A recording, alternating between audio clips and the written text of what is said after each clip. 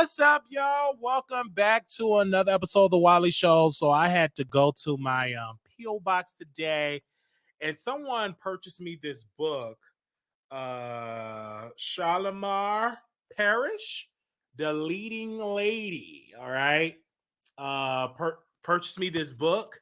I'm definitely going to read it. So make sure y'all go get The Leading Lady.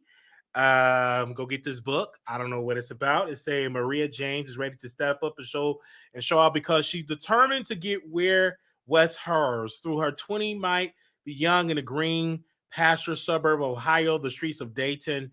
She says she's a grown woman. Maria was raised in the streets with 2 young babies, and to support, Maria has learned how to hustle what she knows best. Okay, so it's a lot in here. In the novel, a single mother who works hard to take care of her family is the best way she knows how, but the life she leads may endanger her children, leading one of them down all too familiar, but even a more dangerous path. So make sure y'all go get the book, Leading Lady by Shalamar Parrish. Make sure y'all go get the book, Leading Lady. So we got that today. Also, the t-shirts is in. Y'all know I got my red one, my red shirt. Okay, can y'all see the red one? Red and black. We also got the pink one that say Team Wiley. Okay, let me take this out of the, I don't want to take it out. Oh, let me take it out of the plastic. And I'll just repackage it. Okay, I'll do it like this. Okay. This is the pink one. Say Team Wiley. Okay. That's the pink one that say Team Pink and White, Team Wiley. Y'all see the red one. And of course, the classic white one, you know. So if y'all want to get it from me, we'll put it on sale later on this month. I got to check and calculate so I can make a little profit. So I said 25, so it might, 20. I got to see how much it is to ship shirts out. Never done it before, so before we give y'all the final price with everything, so I have to see how much it is to ship it and package it and everything, so I can make a little profit, so I can pay this lady back her money. She made these shirts for me, made a lot of shirts for me, so we want to say thank you to her and her business for doing this and helping us out with the shirt. Where is her information? It's around here somewhere. I had that paper, and I put that paper somewhere. I'm going to give her a shout out. I had that paper in here. Hold on, y'all. What did I do with that paper? Okay. Okay. I think I have it in here. I think it's called the snooze. Hold on, make sure I give it right. Want to make sure we give her a shout out. What did I do with that paper? Hold on, y'all. I had that whole paper with her information. What did I do with that paper? It's in here. I don't know what I did with that paper. Had all her information on there. But I'm definitely going to give her a shout out. I posted on my community wall because I had the whole thing on there. The entire, her paper, her information. It's going to come to me. All right. We have posted on the community wall. Cause I sure had it. It was right out of the paper. All right here. I know I had it. So this is the brand new shirts and SHOOZE new shirts and snooze with a brand new shoes. And make sure y'all go to brand new SHOZE.com. Okay. Make sure y'all go and support that business. Let me put that website on there as well because I'm gonna definitely put that on there as well, so y'all can definitely have that. She made these shirts for us.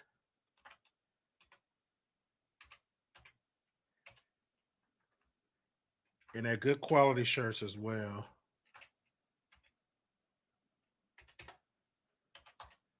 I want to make sure I put it on here.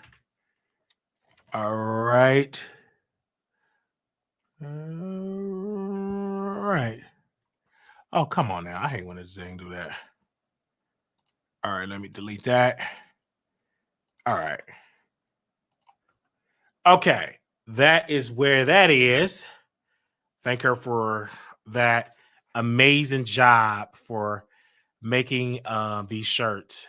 Thank you. Thank you. All right. Make sure y'all go check her out. She's helping every day have your money. We thank her. Now, we got a lot to discuss in this video. First and foremost, I want to say thank y'all for showing y'all love to the website. I was so surprised. I really was surprised because we are trying to increase the numbers over there, and y'all are doing a good job going on our site, and I love it. And that's www.wileytroll.com.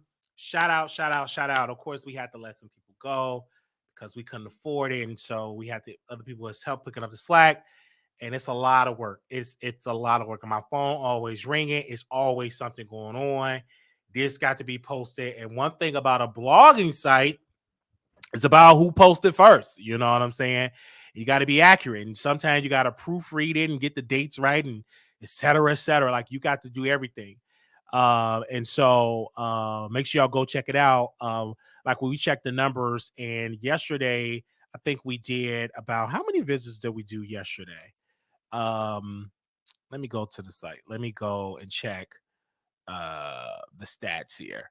Okay. One particular day, on average, we're getting about 300 visitors a day on average. Okay. Okay. About 300 visitors a day. Okay. So that's what we're been averaging. Okay. We're trying to increase that number to about 500 visitors a day. Then we want to increase it because we're not trying to be like, we want 1 million. It's going to take time for that. All right. Rome wasn't built in a day. And so, we just going to take time. But I appreciate the amount of people that are coming on the site and reading. That is a nice sizable audience that are coming on. And so we're seeing what is working. So we're doing political stuff, local stuff, and also celebrity gossip stuff. So we're seeing what is working. So our goal is to do 10 to 12 stories a day. We have not accomplished that like I want to, but this is why we are putting in a little bit more.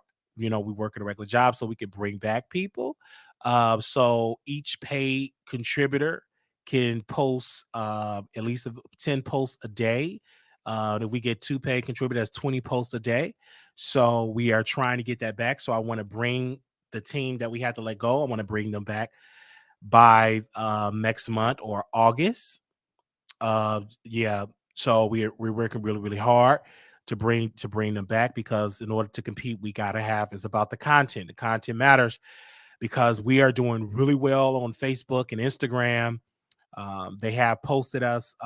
We have gotten a message from Instagram that we're in the top 5 creators, new creators or whatever, uprising creators because of original content. We have other stories that we're doing as well. So it's a lot. It's really, really a lot. We're trying to be different than everybody else.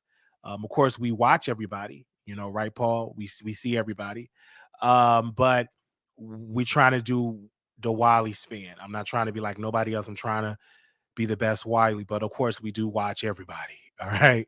It is our sole job to see what everybody posts. And I don't just read the black blogs. I watch white, whatever I can find and get my hands on. I subscribe to the Chicago Tribune, to so many. I subscribe to the Daily Mail, Dallas News, so I can get as many news as possible on our channel to post on the website. And it's making me a better YouTuber. So when we get on the site, we have to post. And it's a lot of work because typically my day have to start at 6 a.m., right? Because I have to approve the articles, post it on there, because sometimes we have run into glitches that I have to physically post it. I have to respond or approve comments. Then we have a lot of more trolls now because of the website, because my number is public. We just got a couple of trolls that just call my phone and cuss me out religiously over there. They just troll. They just get on the phone and just drag us on the phone. Nasty, disgusting voicemails. Like we get a lot of hate. We're starting to get a lot of hate. And a lot of hate on that website too. Thank God we approve each comment, but that's to be expected when you are growing. Everybody's not going to love you. You will have people that will criticize you, but the hate is real. The hate is really real. And when I get the phone call today, this particular young brother, I mean, he just was cussing me out, just kept calling. I mean, he called about 4 or 5 times. They just call back to back. And because the number is public, they do call.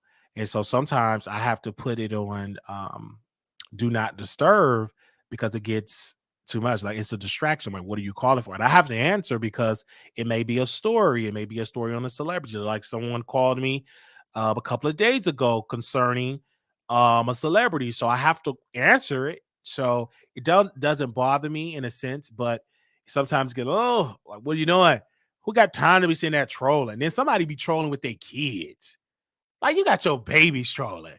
But that's what they do. You know what I'm saying? Because they try to troll on the show, but they don't know that number go to my personal cell. So it don't go on the show. You know what I'm saying? So they just sit and they think I'm live, and I'm not really live because I'm done. But they don't know that. They just see the number on the screen. They just want to cuss me out. Okay? We got one particular person. She cussed me out of every subject she see. I hear myself playing in the back, and she responded to me, cussing me out on the voicemail. You better answer this phone. You blanketed blank. I'm like, ma'am, I'm not even live.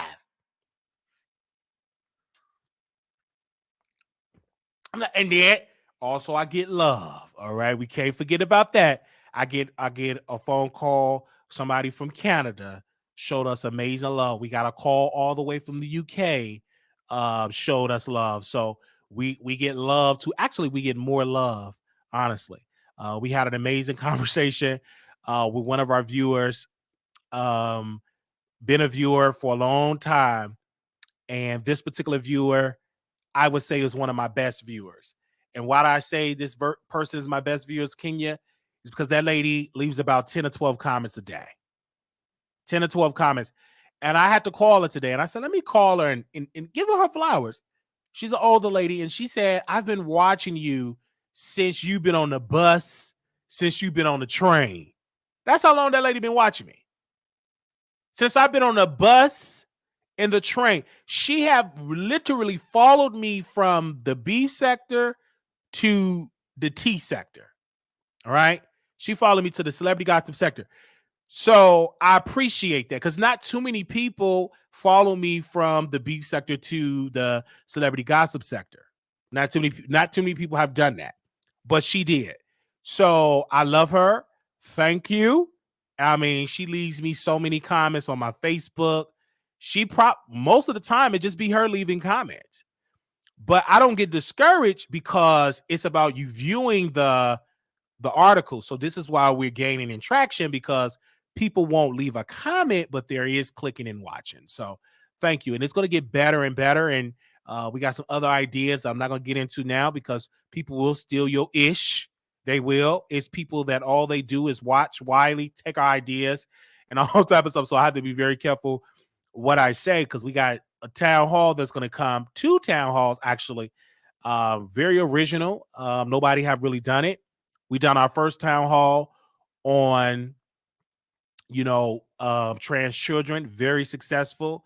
Myself, Miss Barbara, Sean Bradley, Don, so many people participated on the show, on that particular town hall. We have another town hall.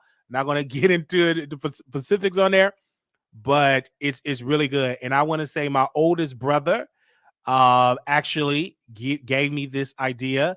So in his honor, we will do that as well. So I'm just excited for both of those original type of programming, because though we will continue to do celebrity gossip, we also will add on original programming like a town hall and stuff like that.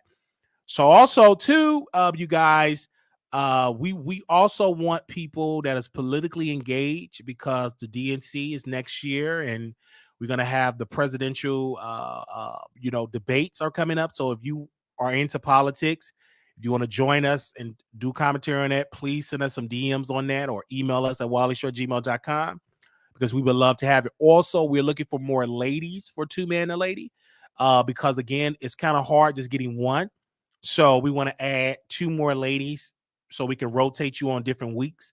So if you want to participate, it's a non-paid gig. You want to participate, come on there so we can see how it rolls. So because we have one, shout out to Katie Talk 101. She's one of our leading ladies that's going to be doing Two Man and a Lady.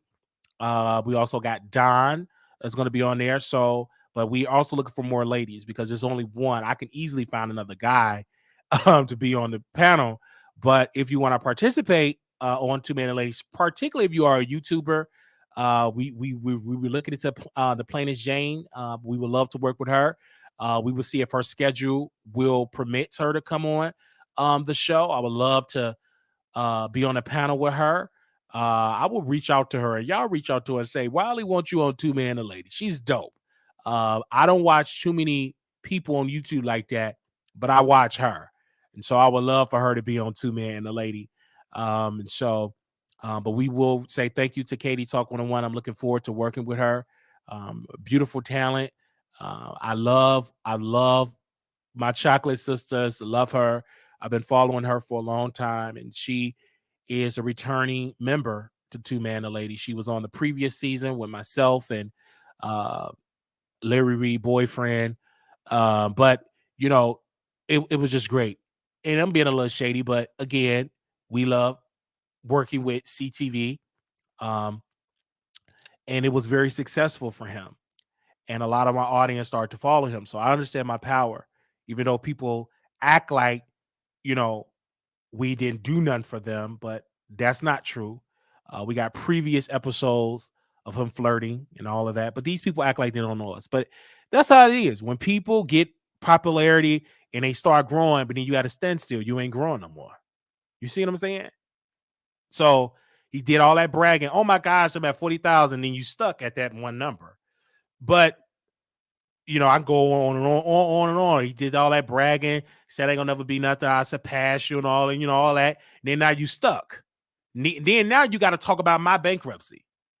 So buckle your seatbelts, because you really gonna be talking about Wiley. I got some more mess that's gonna come out. Catfishing mess, a good catfishing story. And I'm just gonna put it out there. I'm gonna leak it to some YouTubers. It's really, really good. And I'm going to leak the person that I use their identity. I'm going to leak that information too. That's going to be some good content. Okay. I may even break that. I'm going to break that story. Yeah, I'm going to break it on my own show. I ain't give it to other YouTubers. Let them do commentary on my. Actually, I'm going to reach out to the man identity that I use. Yeah, that's what I do. He was in Chicago. He's actually in Chicago. That's what I do. I ain't going to give it to the other YouTube. Nope. Not going to do it. Y'all gonna have to just do a review on me breaking my own story. But it's somebody identity that I used. I did use it for a very long time, and very successful in what I did.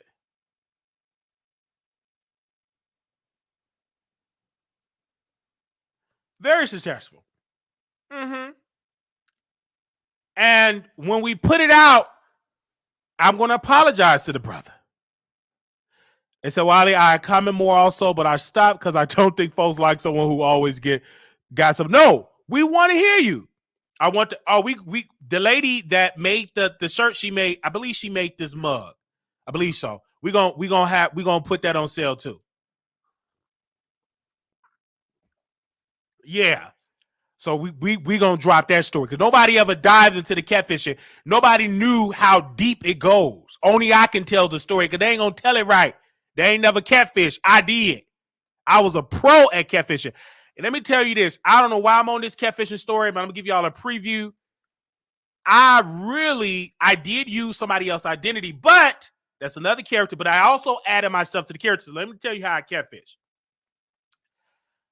I would use somebody else's picture, everything, the body, the peen, that's the most thing my butt peen, that's all me. All right.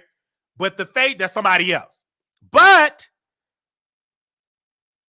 I add myself to the mix. And I would say, hey, I'm staying with my cousin. Come over. And then as soon as you come, hey, I had to go to the store and go grab some green. Green is weed, right? So just stay with a cousin. And then that's when I'm talking most of the time. And then I send a text, hey, I had to cancel, blah, blah, blah, and all of that. So, and then most of the time you go on and stay because I'm a vibe. I am a vibe. I am a vibe. I know how to interview. I'm a vibe. Have I ever been caught? Yes, multiple times I've been caught. But they all stayed. They all stayed. I had more success than losses. Mm-hmm.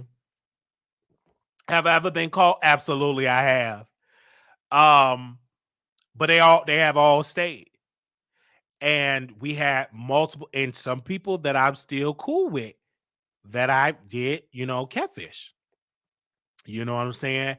And so, and why did I do it? Insecurity. And I didn't know how deep I was catfishing because I used to catfish when I was on the party line before it was a jack. And I used to disguise my voice as a woman because when I was younger, my voice was very feminine. I used to sound just like my mother. Many days I got my brothers and sisters us out of trouble because I can disguise my voice as a female. Yes, ma'am. Oh, yes. I got out of trouble multiple times. I got out of teachers' parent conferences, all that. We did it all over the phone. I'm talking about the teacher, and I'm talking about, I'm going to discipline it, and that's just all me. It's only one teacher he passed. His name was John D. Evans. He was my special ed teacher. He was over my special ed. He was like my manager. Some he was over my special ed stuff. He was the only one that caught me, and I was in high school. I had it. It says all the way up to him. He said, I know you was disguised your voice as your mama. You need to stop that. I know it was you. All right. But other than that, I was success. Okay. But everybody else, I did a great, I was very successful. Many days I was in trouble. That I got out of trouble because I knew how to disguise before. So it started then. I've always wanted to be another identity because I was ashamed of who I was. And so when I got older and when I went in a party line, I would disguise my voice as a female. And most of the guys knew that and they saw me, I was a dude. And I actually was in the 8th grade. I was pulling grown thugs. People on my block in my neighborhood, they were gangbangers. You know what I'm saying? We were doing things at a young age. So technically, that was statutory R word, technically. I didn't want to admit that, but that's what it was. You mean you putting a 40-year-old man thing in your mouth, you in the 8th grade, that's not normal. You know what I'm saying? But I did do that. you know. And they actually said, "What grade are you in?" I said, "I'm in 8th grade." 8th grade was a litty year for me. I was a thought in 8th grade. So, and then it just really upgraded when the jacket, if you have always wanted to be another identity. And I was a pro and I loved the thugs. It was the thugs. I remember it was one particular thug in my grandmother's home. The dude pulled out his Glock and put it on the table, pulled down his pants, pulled out his equipment, and put it in my mouth. And he said, "You're gonna come." I didn't know what coming meant, and he just sprayed all over me in my grandmother's kitchen. My grandma was at church. So I was in the 8th grade. These were fully grown. Most of the people had baby. I knew who they were. They was in my neighborhood. It was in my circle. Not in my circle, but in my neighborhood. I knew who they were. I seen them with their girlfriends. I seen them with their baby mom, with their wives, and that's what I did. I was in 8th grade. It was one particular time I met a white man on the app. So I tell people to watch your children. I met a white man, and some told me, "Don't get in the car. You ain't gonna come back home." I met him. He wanted to meet me at 63rd and Ashland at the McDonald's on 63rd and Ashland. That McDonald's is still there. So my grandma was living on 65th and Justine. So I walked in the middle of the night all the way to 63rd and Ashland, and the guy, he looked weird. He really wanted me to get in that car, and I said no. And I said, "No, I gotta go. It's my curfew. My people looking for me and stuff like that. And they keep calling me." And I ran to my house. I don't think if I would have got in that car, I don't think I would have made it. I would have been missing. I would have been sold or whatever. I don't know. But I met him through the party line, through that 1-800 party line. This was before, because the apps wasn't popping back then. There weren't no apps popping. It was just a party line. There was no Facebook. There was no IG. There was no Twitter. There was some MySpace, but it wasn't like that popular. The party line had it, and I was on there. And I found out the party line through my friend Jamie. Okay? I could have been trafficked, and that's why I tell people, parents, to watch your children. Because I was and my grandmother couldn't because she was older. She didn't know nothing about no party line. She didn't know nothing about no Facebook. She didn't know nothing about none of that. That was before her time. So I was just out, and my grandmother was a hard sleeper. Like, she would be knocked out, and I would sneak out that house and lock the door, and I'd do my business.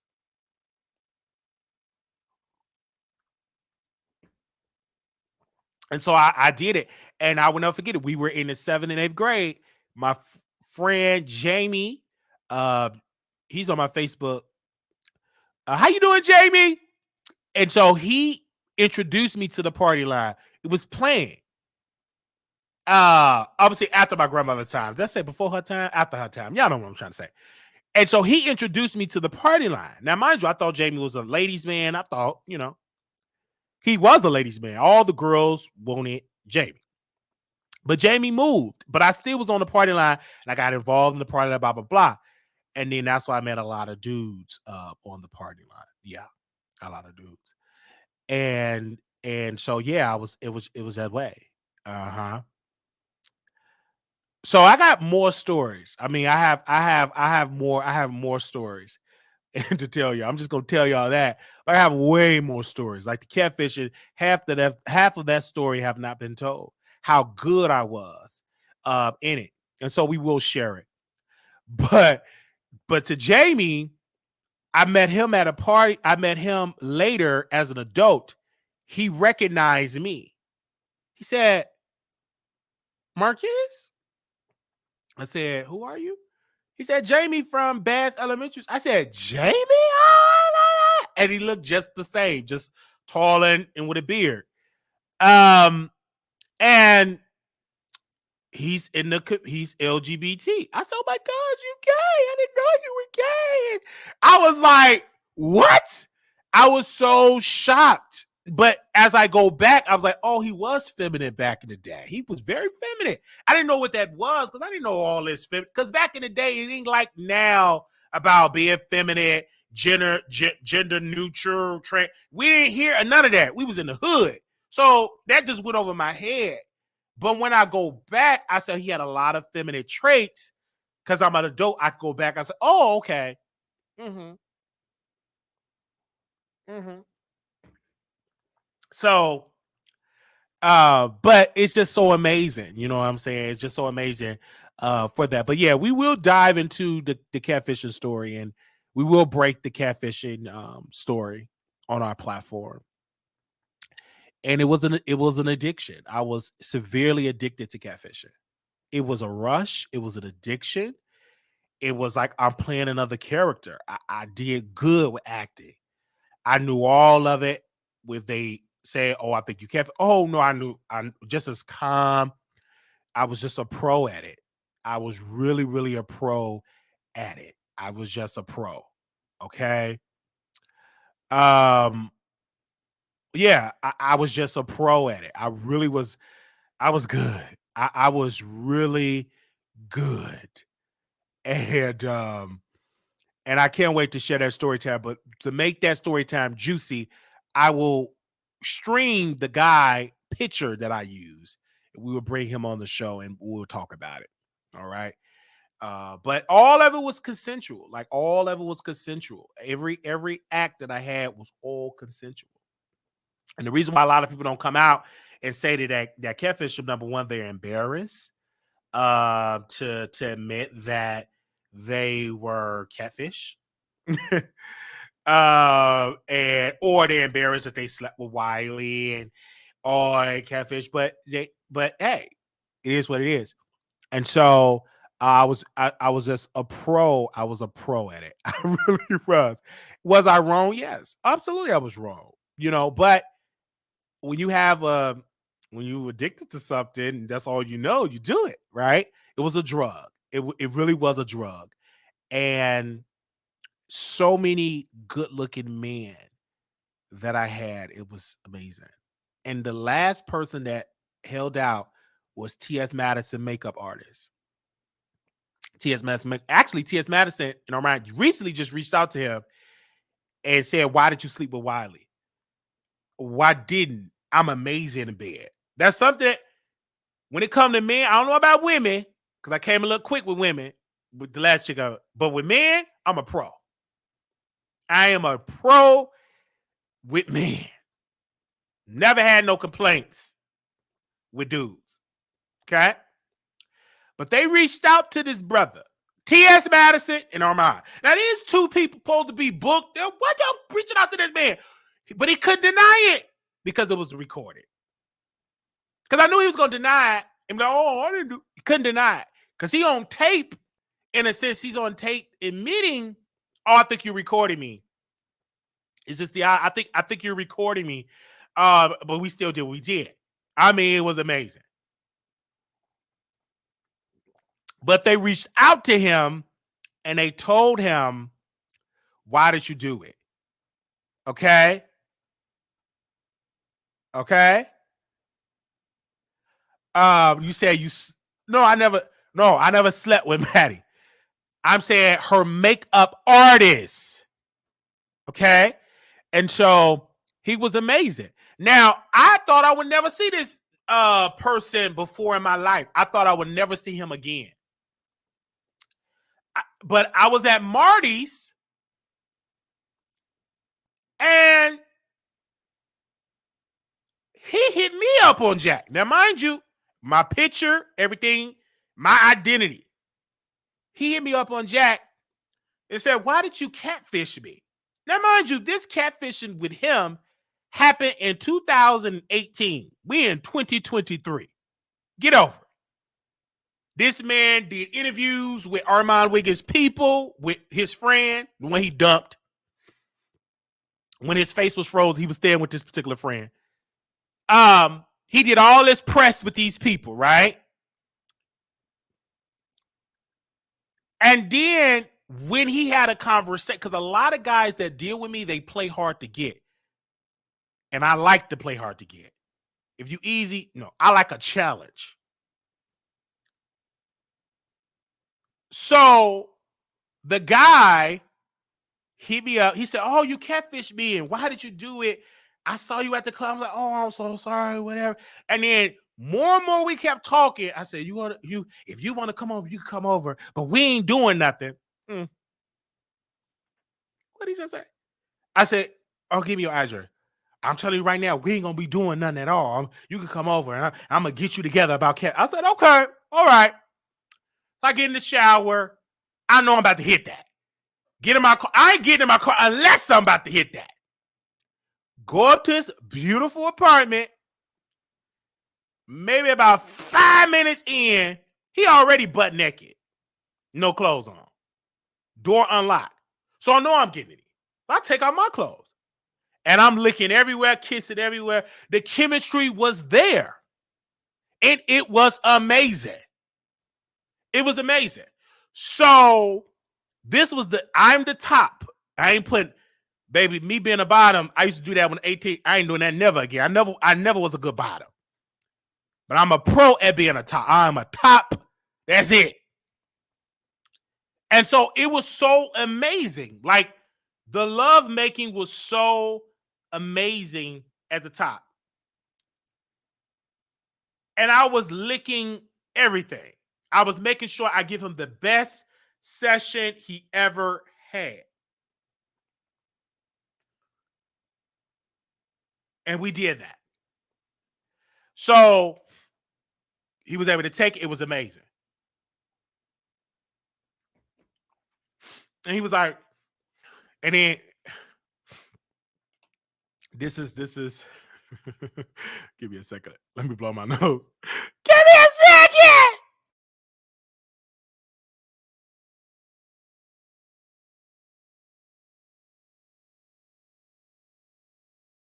Okay.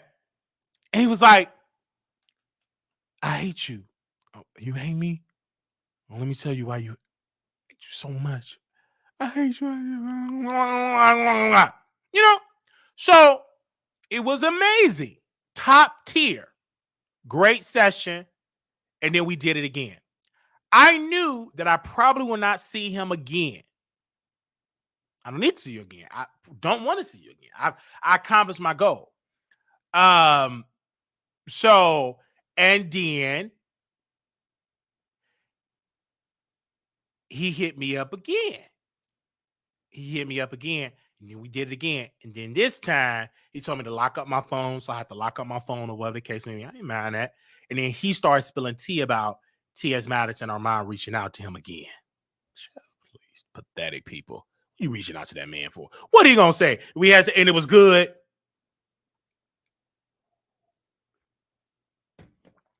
Wiley, you told me you were bottom for me. So why you on here lying? For you, Nate, because of your character, oh, see Nate trolling. So see how I'm gonna pull him in with this. A person like Nate, character, I would bottom for a person like Nate. For a person like Nate, yes, I would. Because Nate, I don't know him like that, but I don't sense that he's easy. Nate give me a challenge. And that's what I like about Nate. I love the challenge. Oh, he gives me the good challenge. And that's why I love him so much for that. I love the challenge.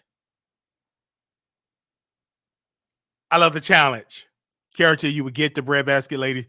Character will get you the breadbasket. It's the character. It's the standard. And Nate is very classy. And the thing I like about Nate is that he don't do internet stuff like that. Like he's on YouTube, but like internet just post. He's very secretive, and so he will be a great boyfriend because I'm all out. Wow, he can go out. You wouldn't even know that we together because he have his own life. He's comfortable in his life, and I have my own life as well. All right, and he's very funny. He's very good guy. He's very funny and he's honest. And I'm gonna get into some of our conversations, but You know, yeah.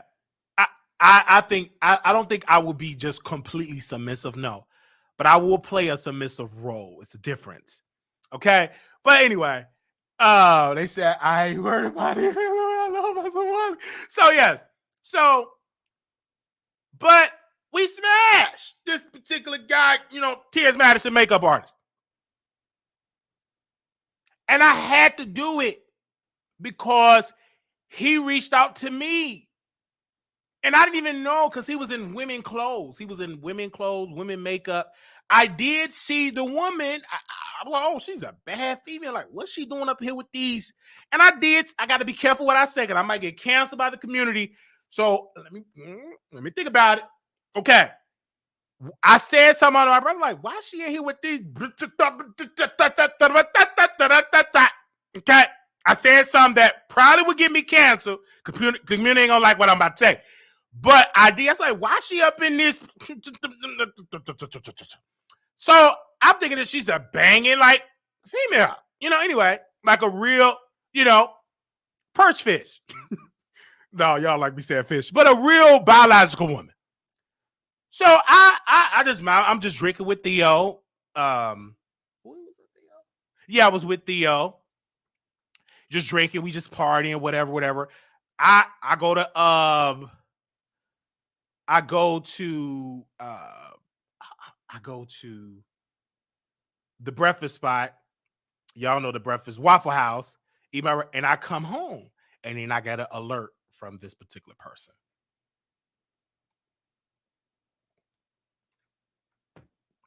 Okay. So I was on the phone with Nate. Yeah, let me not say fish. I'm trying to be funny, but I gotta understand my female audience. They do not like the word fish, and I don't want Neek at night calling in. I'm not no sticky fish. I don't want to say that. Okay.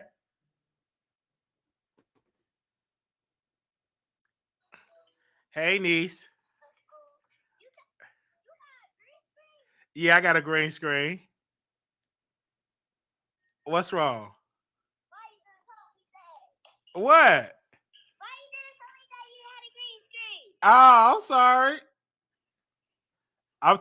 We taking you to the movies tomorrow. You ready for the movies tomorrow? Oh, okay. Huh? Oh, okay. Okay. Okay. Well, thank you. I'm gonna call you back later on these. You got your iPad fixed? Okay. Oh, okay. I'm gonna call you back later on. I'm doing my show. All right. Love you. Okay. Bye bye. Okay. So anyway,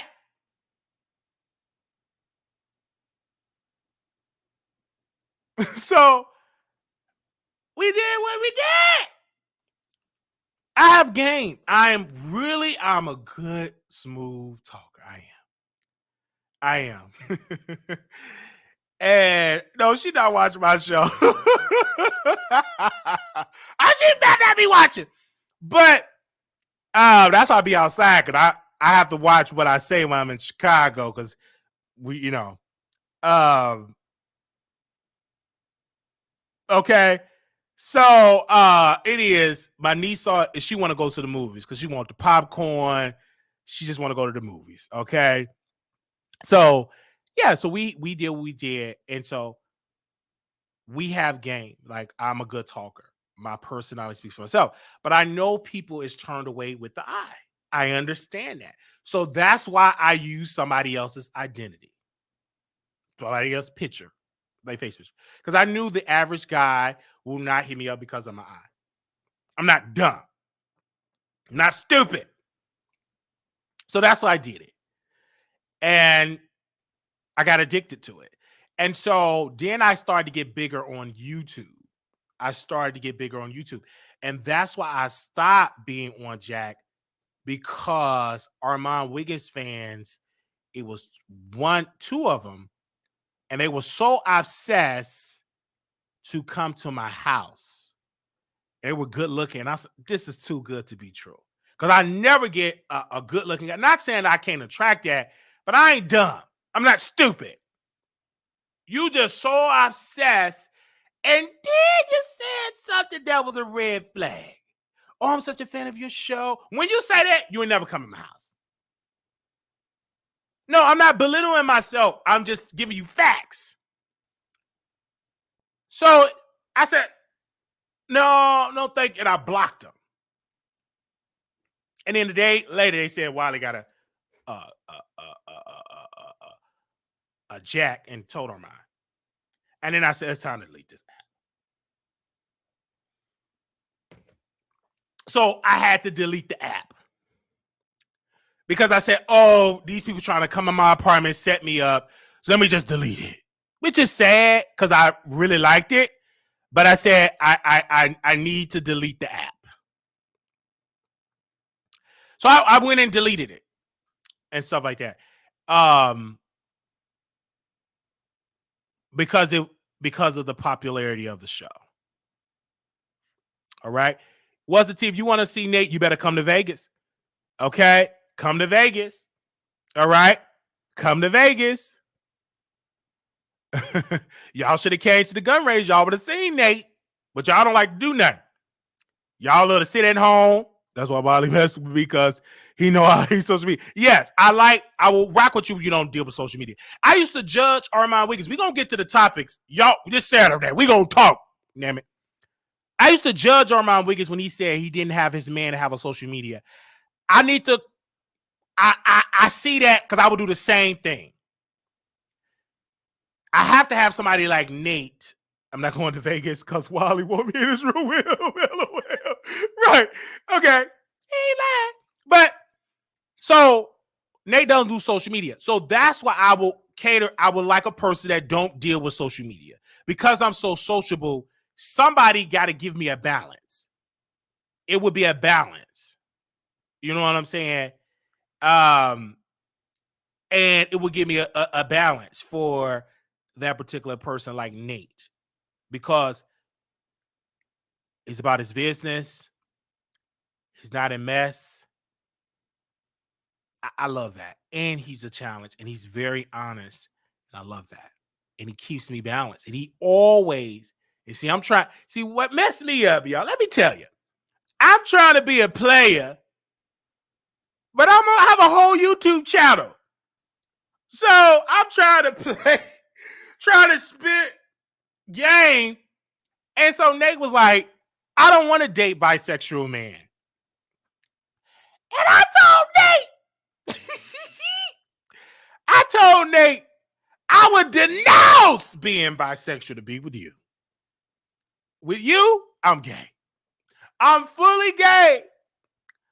I told Nate, I will denounce being bisexual for you. I told him that. So, on the phone, and I'm just pouring out my heart today. And they said, go to bed.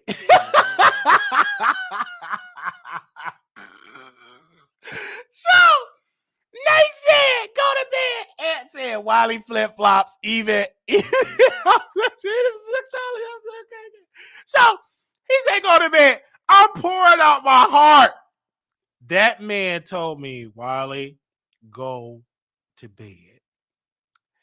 And he don't answer on the first time. You got to call him again. Oh my God, I love him. And so I think he can handle it. You know what I'm saying? We have that type of relationship. And already gonna be making videos about me and Nate. And that's what they're gonna do. Because you know what I'm saying. So I do it with Nate because Nate can handle it. You know what I'm saying? I can't do it with some of you female because most of y'all got husbands. But but Nate, yeah. But yeah. And then I said, Nate, you can stay in my hotel room. It's cheaper. It'll be a 2-bed. So that's what I have to say, man. It's just all in fun, you guys. I actually am a gentleman in person. I'm a sweetheart in person. I met Day. I met her in person. Met Blue Skies in person. Natasha, Katina, another brother out there, Jill. It's just so many people I can't even name. Latavia, Natasha, all the people that came to Vegas. I'm so sweet in person. So you know what I'm saying. And I am a gentleman. You know what I'm saying. And Katina, I was such a gentleman to her because I was like, you know, did you get home? Because she didn't stay in the same hotel as us. She stayed on a resort. So I had to make sure it's beautiful, beautiful black women. Really nice to Aaliyah TV. Also, my friend, my sis, my friend, she came. And Tasha saw Day. I saw her Thursday. Beautiful. Y'all are family. Y'all look just like sisters. They say, I got a bottle of Hennessy for you. Now, you see what Hennessy does. Y'all are seeing Vegas. Because that he didn't say, that does something to me. And I don't have to drink a lot of Hennessy. But Nate, we went to his hotel room. It was me, Nate, Aaliyah TV, and my friend.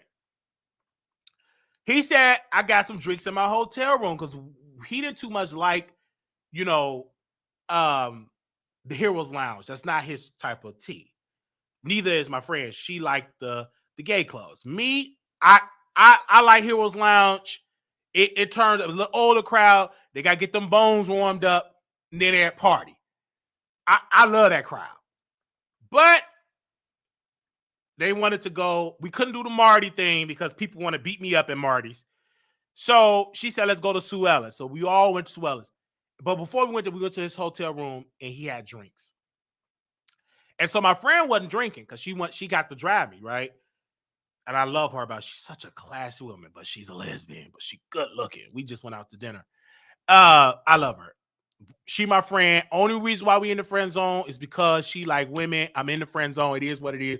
But whenever she wanna ride on some, okay. So he had some Hennessy there. Nah, he said drinks and coke. He said just cause you better say just because you know these people gonna be. He was doing coke in the hotel room. You know these people. But he had the Hennessy. And I was just, I'm just putting it back like it's just juice.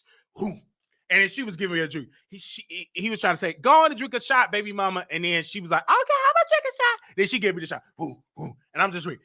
And boom. And then Aaliyah in that bodysuit. And I got all this fuse. So all my secret thoughts is just, I'm starting to say it. That liquor courage. I wanted to be with Aaliyah TV. Oh, I wanted to be with Nate. Oh, I wanted to be with my friend that brought me to the event. Oh, I'm trying to talk to Nate. Nate walking away. Oh, Leah's walking away. She got about you. I'm just confused as confused can be. So I was turned up. It was lit. I was lit. Okay.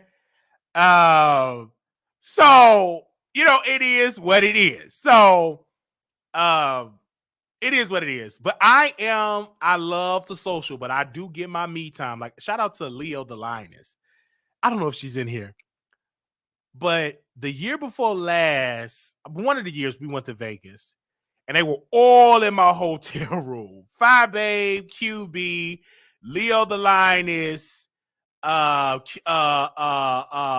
with the T, and myself. They all in my hotel room, right? Eating my edibles or whatever. They had to go. I stayed an extra day. And Leo saw my face. That's how I love Leo. She know. Oh, I see Wiley face. He want his me time. I wanted my me time. I was over it. I wanted my me time. I go to sleep. And I want them all out my room. But I couldn't invoke it. But Leo saw my face. Oh, he want us out his room, y'all. Let's go. So they all left. And my edibles left with them. And so I literally took me a good old nap. Okay. have my peace. And I know before I went to sleep, I read a book. You know, I love my me time. Like, I'm a good people person, but I love my me time. Just some with me myself. I love it. Polly is going to be in Paris as Paris can be. No, I told this story before. So, it was great. It was great. But I'm looking forward to Vegas. I think Vegas is going to be more lit than last year for me, because I was very conservative. I didn't really want to drink like that. But this time, it's time to get loose. I'm going to get turned. Okay? All right? So you make sure y'all come through for Vegas. Okay? No, ain't no crack, no drug. No, give me about 2 shots of Hennessy. That's it. Let me see if Blue Sky's in here. If she answered. Oh, love Maria, no! I want to see my Maria. I want to see my Maria.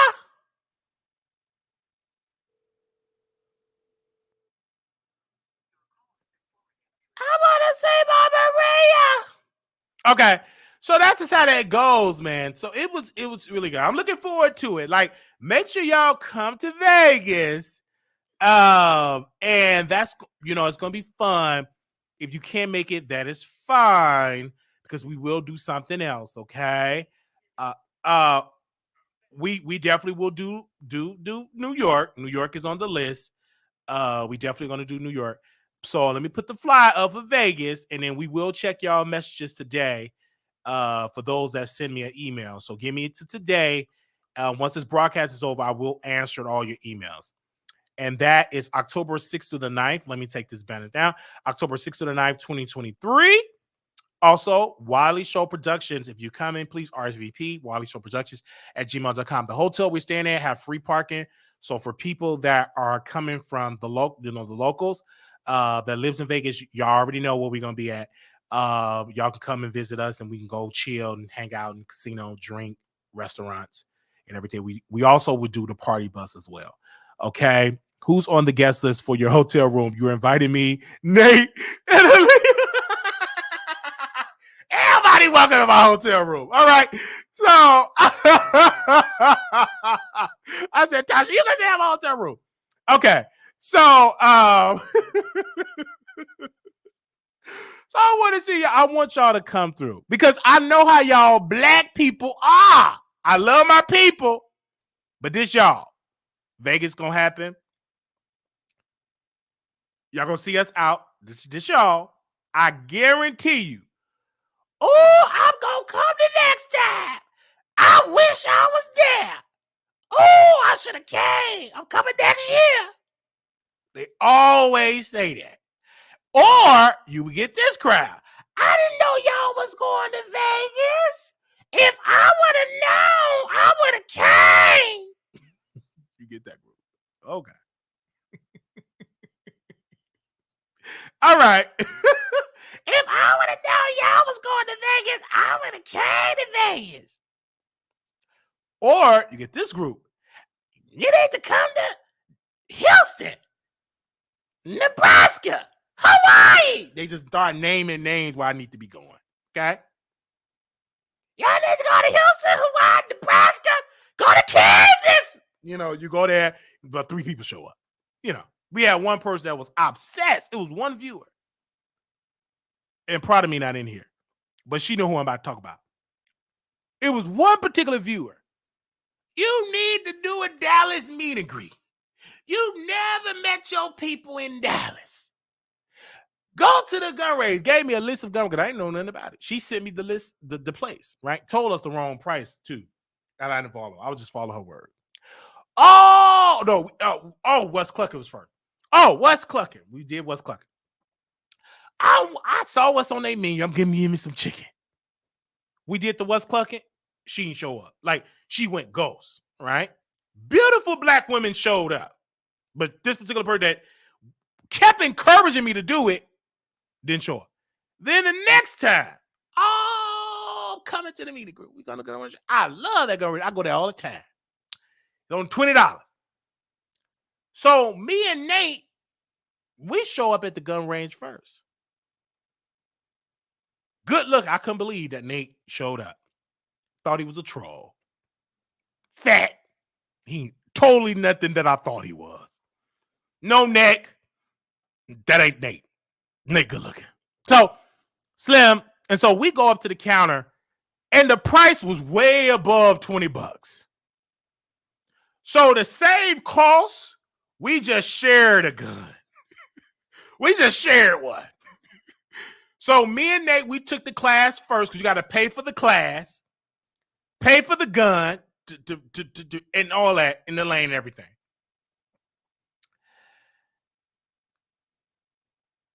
Oh, you saw this? I told the story before. Okay. All right. They said, okay. So I said, we're going to share it. Man, I ain't about to spend all that money. We shared it. So we get in there, and Nate, so adorable. First of all, Aaliyah's a diva. She asking all the questions. And they helping Nate. I mean, it's just a group of people. I think they got about 15 people in the back to help Nate. They just all help him. And then Nate say, can they hold my hand? I need them to hold my hand. They just left. Can you hold my hand? I'm like, they ain't about to hold you. You get a lid. She go that pop, pop, pop. I'm going that pop, pop, pop. I'm still nervous, but I can't really be nervous.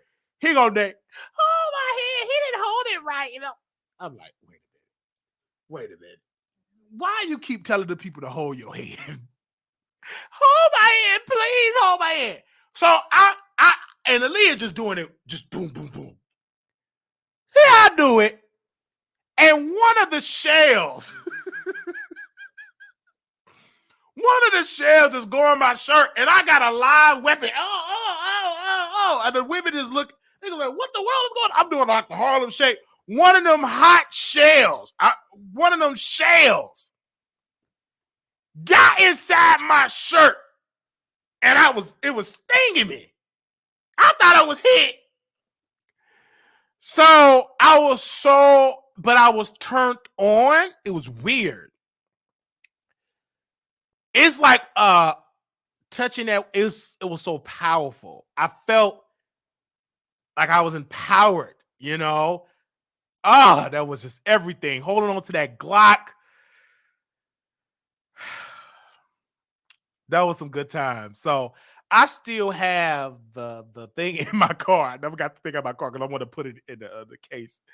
Do something like that. But it's amazing. It was amazing. All right. But it was me, Aaliyah, and Nate. And people keep saying, and this is the thing, this is when I know people be watching me. Because they always say, Wiley, it's a flop. No, it's not a flop.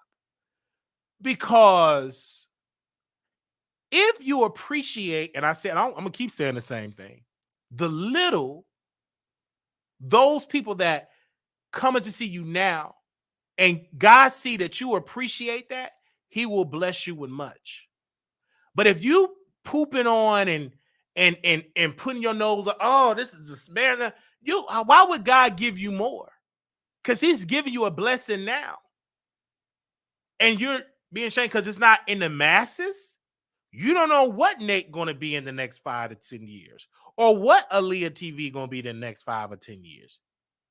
You don't know what part of the industry they may be. Nate in the next 5 years could be a top producer.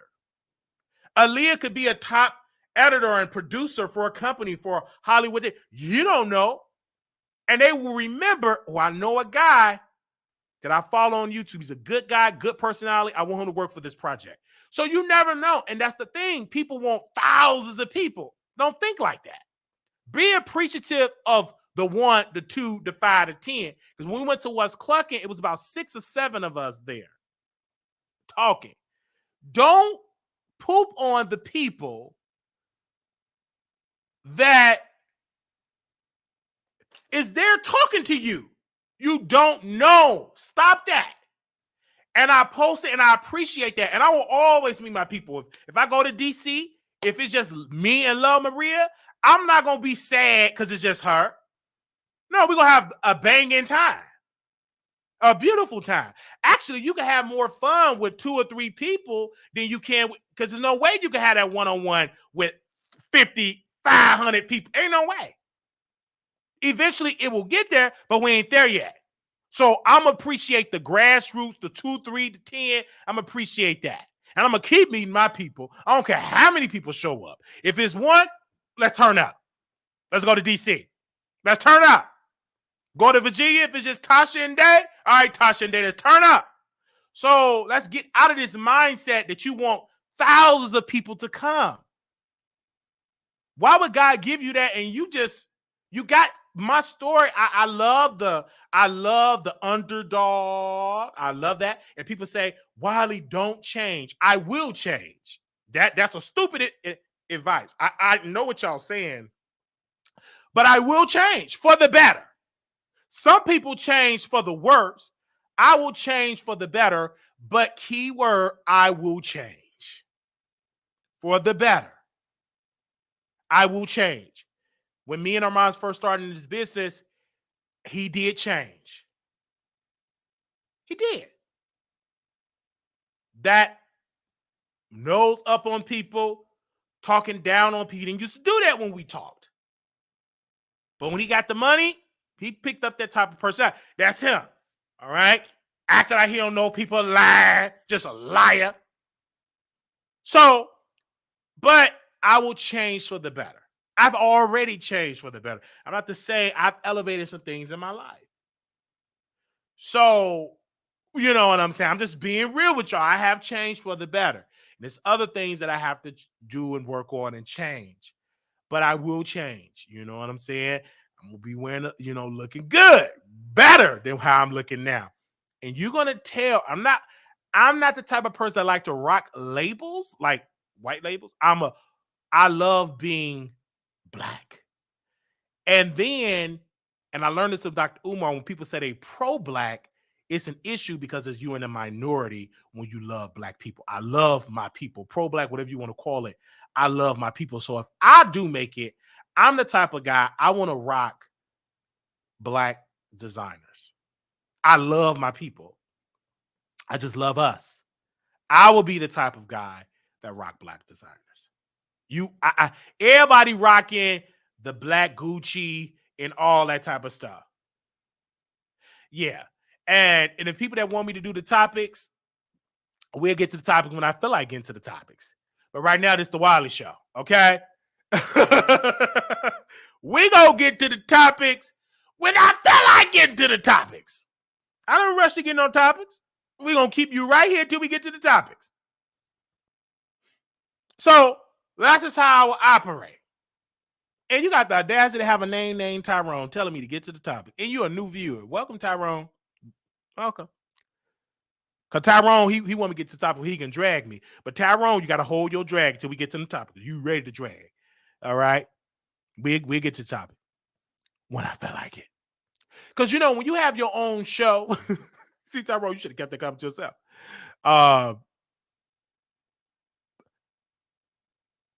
You can talk about whatever you want to talk about when you have your own show. That's why I love having my own show. I don't have no boss. Now, if I was in daytime television, there's no way in the world I could spend an hour talking about me.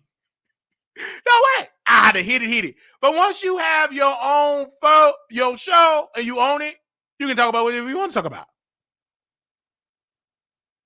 Okay?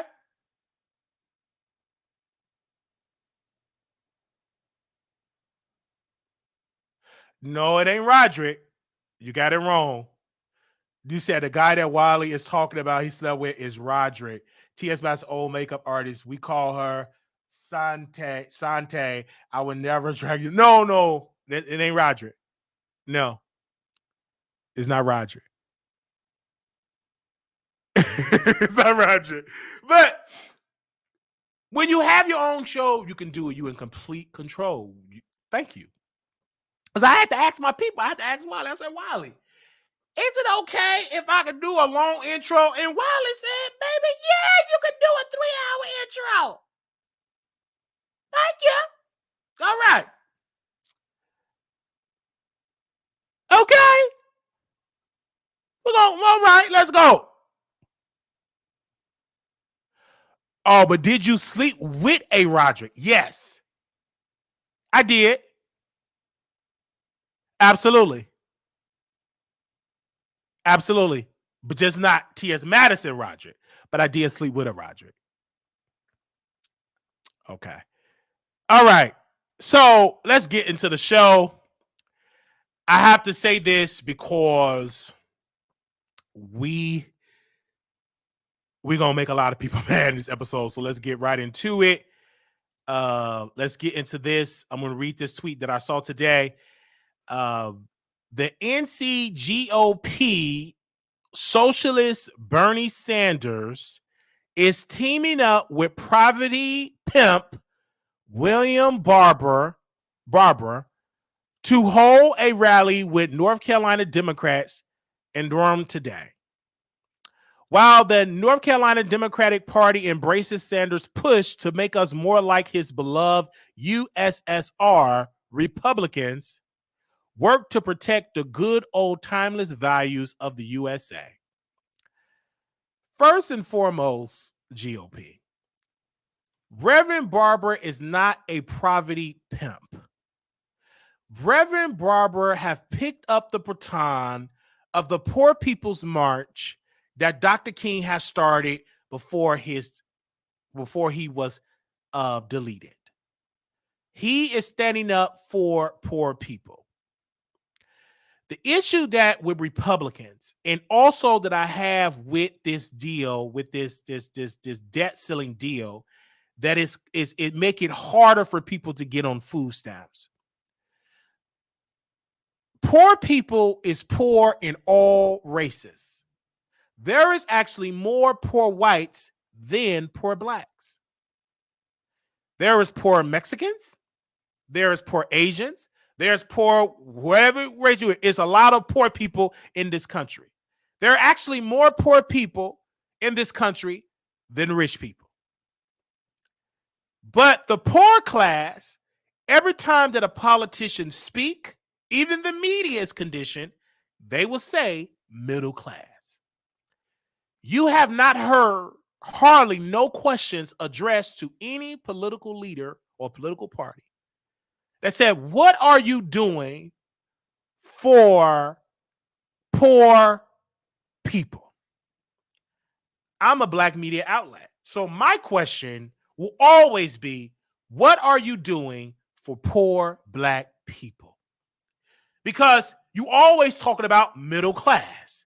You have many African Americans that will love to be in the middle class. They can't get there because they're poor.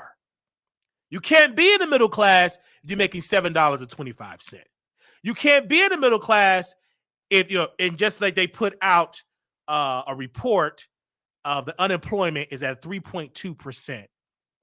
That's the lowest it's been in a long time. But if you look at the livable wages, a lot of people probably and that's working today are not have a livable wage. The average worker have to do 2 jobs just to make ends meet, some 3.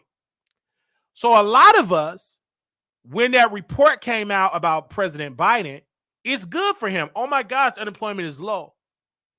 But the average worker is not thriving.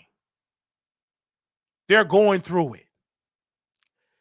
It's people that are making $7, $8 an hour.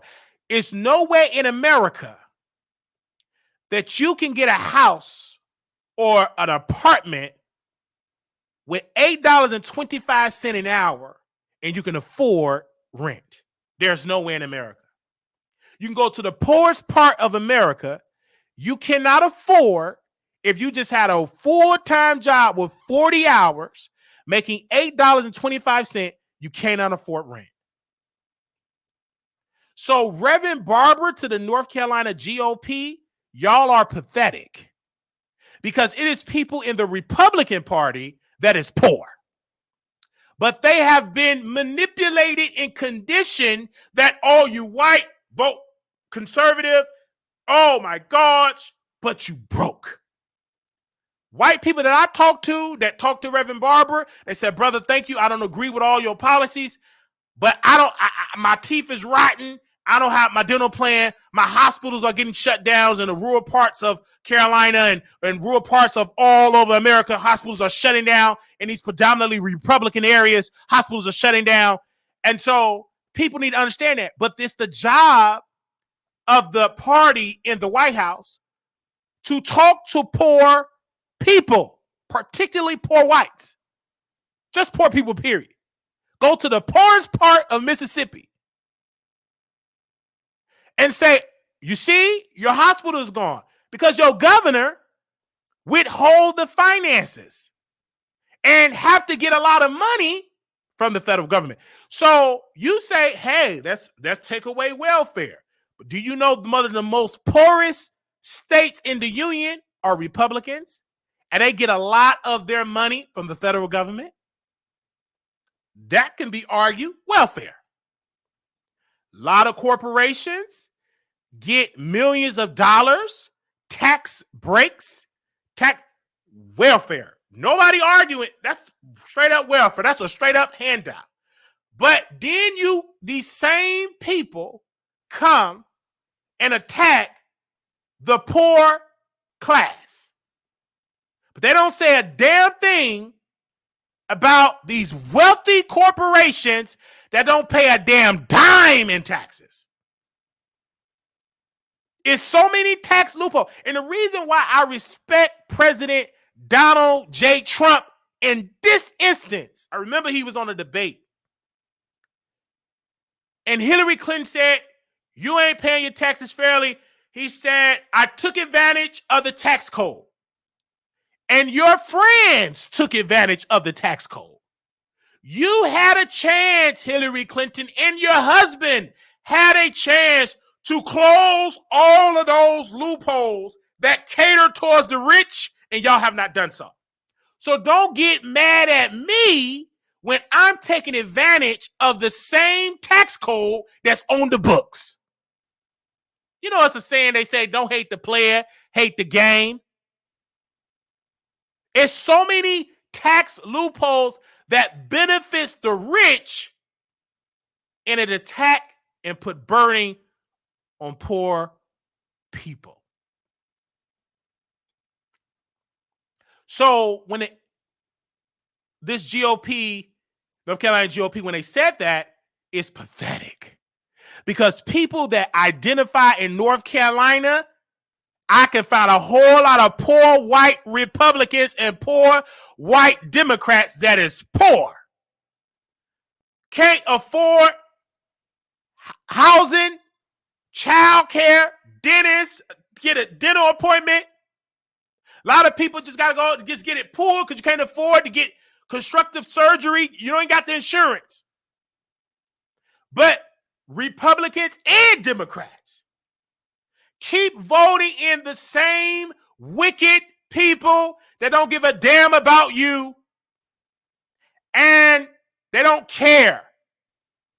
And we still voting for these same wicked folks. Ain't doing nothing about your health care.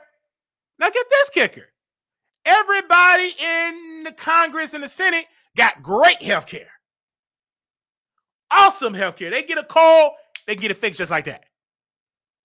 Break a leg, oh, we get that fixed. We cover. But with us, with the working class or people that they just poor, can't afford, don't have that luxury.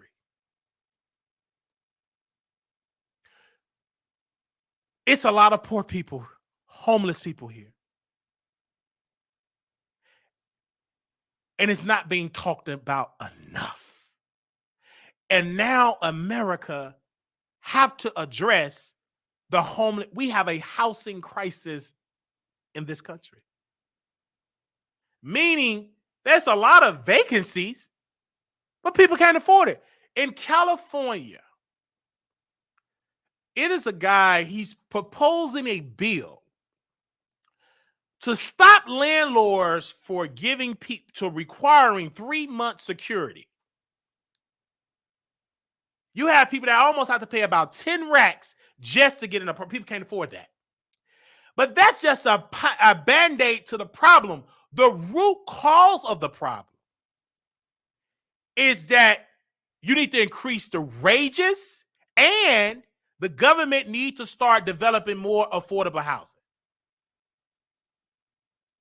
You got billions for everybody else, put them billions to affordable housing, great housing, and make people get in there. It shouldn't be that people waiting 10, 12 years to get affordable housing. And then other groups of people coming in and just getting apartments.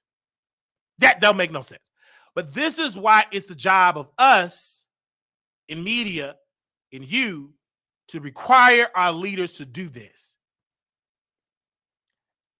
And then if they don't do it, you got to get off your hind part and you run for office. Some areas, some districts, these people are not winning by millions of votes. If you just break it down, they ain't winning by that much. If you really put the legwork and really knock on doors and really give out your messages, you may could be a next senator or Congress or mayor or governor or city representative. Don't get it twisted. They ain't winning by that much. So a lot of us have to be in that room and stand up for us. And they discourage us for being in that room. And so when in North Carolina, when they make tweets like that, it's stupid. Because I understand the problem that is poor people in every race. Poor people that are white, black poor, Haitians poor. It's a lot of poor people in this country that are starving for resources. And they don't talk about the poor epidemic with whites.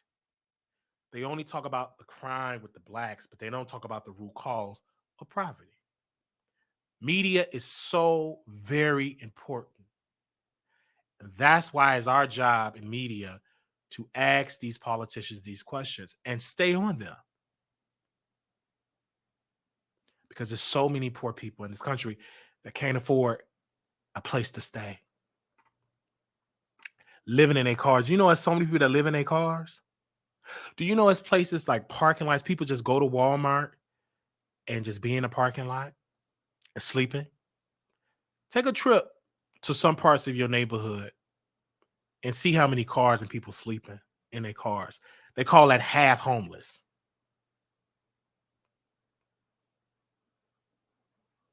Do you know? I work at a hospital and we have a lot of people who come in to get treated for foreign surgeries and doctors don't want to treat them because they don't have insurance. Yes. Do you know it's people that go to the hospital just to have a place to stay? People go and commit crimes just to have a place to stay. They call it half homeless. Like technically, if you're living in a car, they say you half homeless. Do you know that? So Reverend Barber, I stand with that brother because he needs to talk about poor people. Because poor people get forgotten about. They don't talk about, we're going to talk about the middle class. A lot of the middle class is suffering. They used to be in the middle class, now they stand in a motel. People go to your nearest library, they be in that sleep. Good-looking guys, good-looking women, they're homeless. They're on there looking for a job, and they'll go to sleep. Or they go in their car. They get a gym membership just to shower. They ain't in there working out. Working out for what? You homeless. You ain't worried about hitting no trail meal. You worried about survival. So you go there and shower. Go there, put on your clothes, go look for a job. Or go out there and survive. But these politicians don't want to talk about that.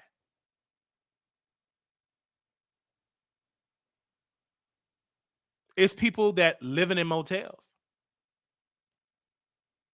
paying by the week.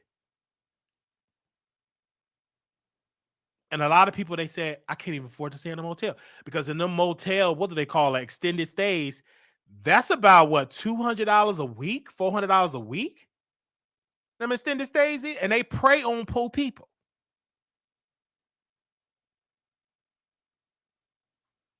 I think, it doesn't take much to end up homeless either. Just a paycheck or two. It don't take much to be homeless. One sickness, you homeless.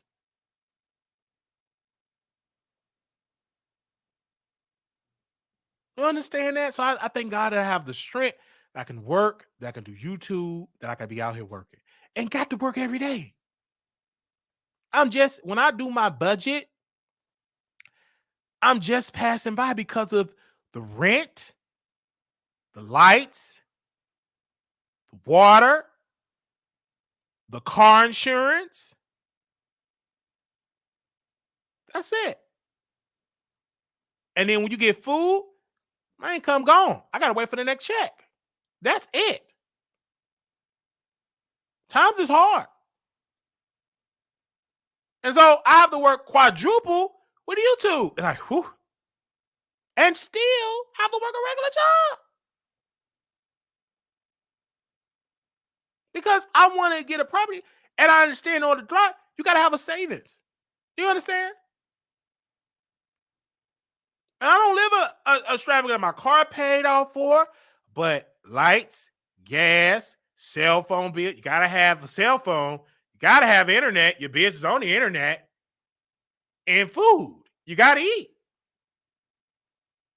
And we cut out a lot. And still got to be like, oh, wow. I get a regular job. I don't mind it. Thank God I don't mind it that I have the privilege to work in the workforce. Thank God that I don't have to do that 40 hours. I can do this 40 hours. Thank God. Okay? And I don't have no problem with that. Thank God for the best decision I could have made in my 20s is getting my certification as a CNA. That was one of the best decisions I ever made. It was quick. And I didn't understand how much money you can make until one day I saw, because I have this hospital interview, and the amount that these people are telling me that they make as a CNA that I could possibly make with my experience, it will be the most money I've ever made as a CNA. I didn't know that. But thank God I made that decision. Okay? So thank God I had that, because that's my lifeline. And also you have YouTube. And so then I started taking my YouTube career more serious. Because at first I looked at YouTube as a hobby. I did not look at it as a career. And then one day I got a good check from YouTube, just one particular month. I said, ooh, this could be a career. I had to so I'm now working on my craft of getting better. But I didn't know that until about a couple of months ago. Like that, when you know what I'm saying. So I didn't know. I looked at it as a hobby. Hey, KLE. I looked at it as a hobby. And then now I said, okay, you got to be serious. Now, okay, this is a career. This could be really open up doors and everything. So, but to that tweet, Reverend Barber, you got my support. Thank you, brother. Keep fighting for poor people. I'm going to keep fighting for poor people. I don't care what they talk about, socialists, they use all these type of terms. I stand with people that stand up for poor people, period, point blank, because poor people have gotten forgot about. Poor people need to get politically engaged. They need to start voting and voting people out. And they need to start participating in the political process. And a lot of politicians need to do better. And a lot of these poor people, if you got phones, y'all need to start calling y'all politicians. For those that do have phones, y'all need to start voting y'all numbers. If y'all homeless, sleep outside y'all politician houses. Get a group of homeless people. I'm sorry, I can't tell y'all what to do, but if it was me, get a couple of buses of homeless people. Y'all go to these politicians and sleep at the lawn of the White House. Y'all homeless. Just sleep there. Camp out in front of the White House. Sleep there. Sleep out on the steps of Capitol Hill, because they got the check. If I had to fund it, I would fund. And that's what Dr. King tried to do. He was mobilizing the Poor People's March. And when you read the writings of, at the time, with his advisors, they didn't want him to focus on the Poor People March. They wanted him to focus on other things. Some people, yes. Some people wanted to focus on the South integration, because they said the South ain't fully integrated. But Dr. King said he understood the root of the problem, that moolah. And then shortly after he wanted to energize with the money, he gone. Didn't get to see it. And then people in the North, they would look down on the people in the South. We don't have no racist liars. He went to Chicago. Went to Marquette Park, Washington Park. I think it was Marquette Park or Washington Park. It was one of them parks he was at out south. Baby, them white folks, them northern white people, whoosh, they started throwing bricks. They had to escort him out of there. And the media talked to Dr. King and said, Dr. King, he said, I never witnessed this, not even in the South. Because people painted a picture up north.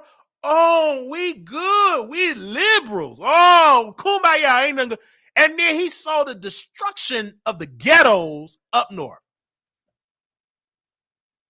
It wasn't all this milk and honey prosperity, as a lot of black people were saying.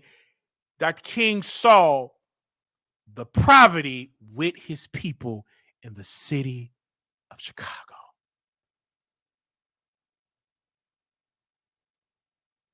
And then that's when he said, oh, we got to talk about housing. We got to talk about the money. America needs to write that check. Then they started to come to Dr. King, that ain't your place. That's what they told Dr. King. Your job is to integration. Stop talking about that money. Integrate. But Dr. King's argument was, why I'm telling my people to be integrated in a restaurant and they can't afford the burger? He told, what was it, the person that just passed away? Oh my gosh. He just passed away.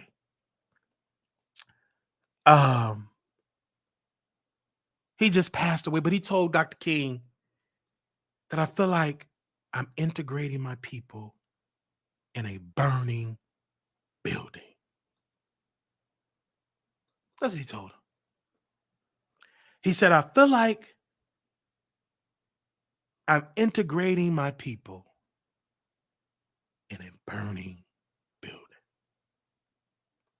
Dr. King finally, he realized that it's about the money. So I love what Senator Sanders is doing,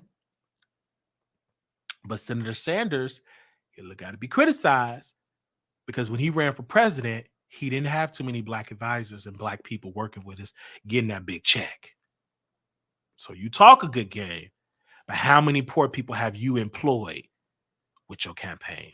And not too many of us was employed with his campaign. So that was one of the criticism, but you know, gotta happen. All right. I just had to say that. Let's move on. All right. Give me a second. Whoa, that was good. That was good. Oh, that's a security. Security! Show your badge. Okay. Harry Belafonte. Yes. Brother Harry. Yes. Belafonte. Yes. That's what he said. Dr. King said that he felt like he integrated his people into a burning building. That's what the man said. All right. That's what Dr. King said. He felt like he integrated his people into a burning building. All right. Let's move on. Okay. All right. Snoop Dogg. So I'm late to this podcast, but he was on the podcast. What was this in the podcast he was on? I'm so late. But he was on the Full Sin podcast back last year in 2022, April 20th, 2022. So over a year ago. And so I had to listen to, because it went down my timeline, how Snoop Dogg was talking about the industry, right?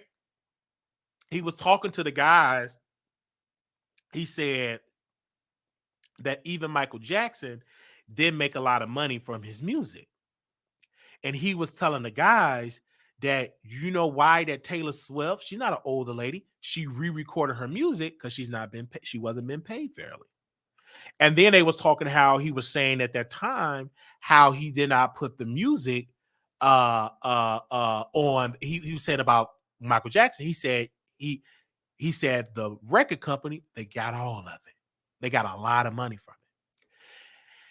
And one of the hosts asked him, they said, is the record industry evil? And he said, I don't think they're evil, but they're in a system, but they ain't changed. They don't care about me. They don't care about you. They don't care about nobody but their pockets. And they was asking him about FAT or FFT or something like that. NFT. Yeah, NFT. And he was saying that the label don't want to get involved with the NFT if the artists get involved, because they don't want to do that if the artist is in control. Because if the artist in control, then they die out. So he was just really dropping gems. Then Snoop Dogg was talking about how everybody named Mama hitting them up, all these estates hitting them up about the NFT because they're not being paid fairly on the music. They're not. When you put your music on Apple Music and Spotify, you don't get a lot of that money back. Do you hear me? You don't make a lot of that money. It's people that sold millions, get all billions, some of billions stream. They don't make that money. That's why they be on the road a lot, because you make most of your money on the road. In merchandise. That's what they be selling. Cheap t-shirts, cheap mugs. Like they be going, they bang, hey, what up, y'all on IG? So we got some t-shirts. We got some mugs. Buy my album. We got some mugs here. Buy my mug for $59.95. I'm saying, get my mug. Okay. Oh, this on the green screen, but it's because it's green. Y'all ain't gonna be able to see it. Get my mug for $59.95. You gotta do bundles because that's how they able to make their money.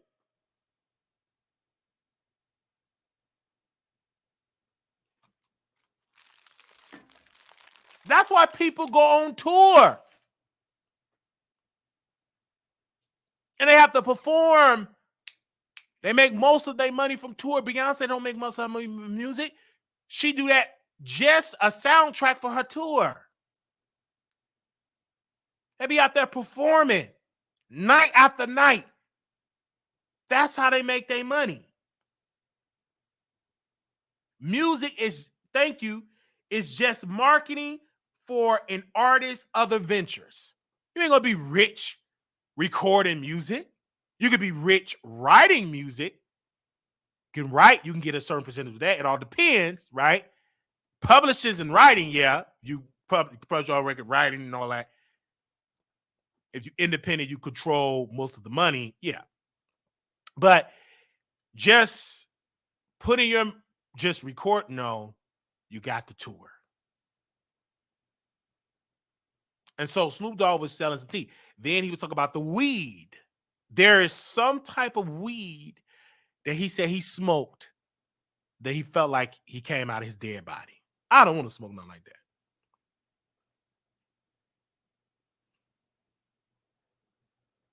They're in tour because Fantasia said something. She said, I know you rich. She said, no. She said, a lot of these artists you see, they don't got it like that. A lot of these artists you see don't have it like that. She said, I lost everything twice. Fantasia said that. A lot of these artists you see, they don't got it like that. They don't. It's some YouTubers that make more money than your favorite artist that you listen to on the radio, and that is facts. It is some YouTubers that sit in their house, make more money than your favorite artist that you shaking your butt to. And these are facts. So when Snoop Dogg put this out there to the universe, it goes, and then Snoop Dogg also said something. He said, he was in a room with some people, some executives, some innovators, some powerful people. And he said, make me understand, how can you have a 10 million streams and don't have $10 million in the bank? How can that be? You got all these millions of streams and you don't have the money. Prince talked about that as well. He said it's difficult to account for the streams, the accounting. It is very challenging. And that's why before Prince, he didn't put his stuff on the streaming sites because he wasn't getting paid fairly. And then once he died, they put all that stuff back on the streaming sites. So you got to know what you understand about the music. It's very ruthless business. Just like, our brother, Armon, he got into the music industry, right? And he just do music for fun. He has said, I'm not making no money. Armon spent over $10,000 for his music video, Deposit Your Check. He didn't even make a $10,000. He didn't even break even. It is artists. That's why artists, the record labels, stop spending big budgets for videos. That's why people just record on their phone. It'd be bull crap. They don't put too much art in video. That's why Beyonce didn't put all that, because there's no money in there. Ain't no money in it. That's why she knew it. It don't make sense to do it. She recorded that album just to go on tour. She didn't give a damn about making no videos for it.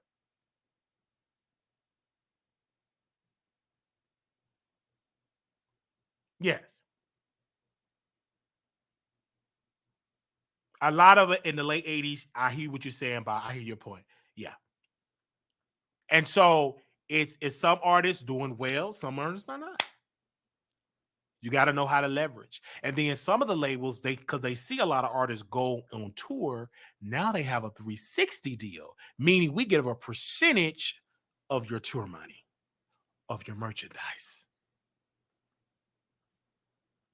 Now we get a piece of every pie. Because at first, the label didn't get a lot of your money from your tour. That was yours. Now these artists today, all right, 360, we're going to take a percentage of your tour money.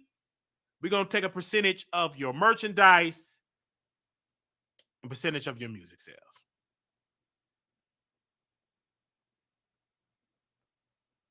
And that's why a lot of people have to, thank you, La Maria, have to manage their money correctly in this business. Because when Armon Wiggins posted his check, it was $1,000. But he put 10 grand on Deposit Your Check. And that Deposit Your Check video got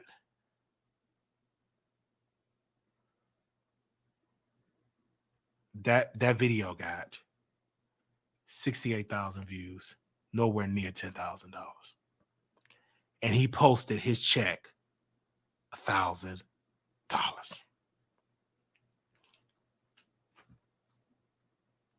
So you want to get in the music to be rich? Nope. You get popularity, fame, but you got the tour to get your money. Okay. All right, baby. Bye. All right. Let's move on. Okay. Let me see. Damsel. This brother said something.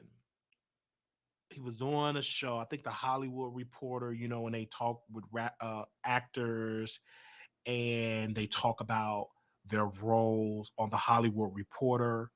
and he was there, and he talked about how he had to call on the devil, talk to him to do a good role for Snowfall. And that brother said, I had nightmares. He admitted what a lot of people do selling their soul.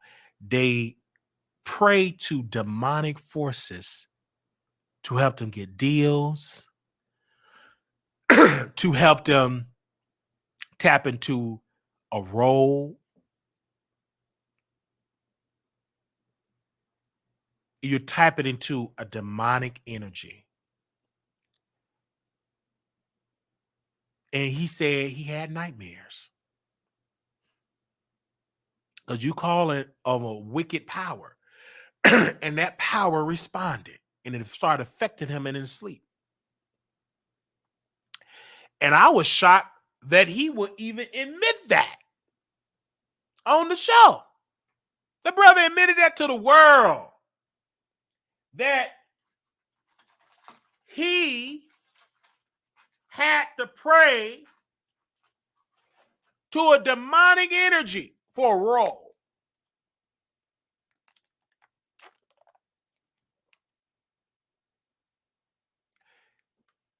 If you got to go to evil for a role, you don't need that role.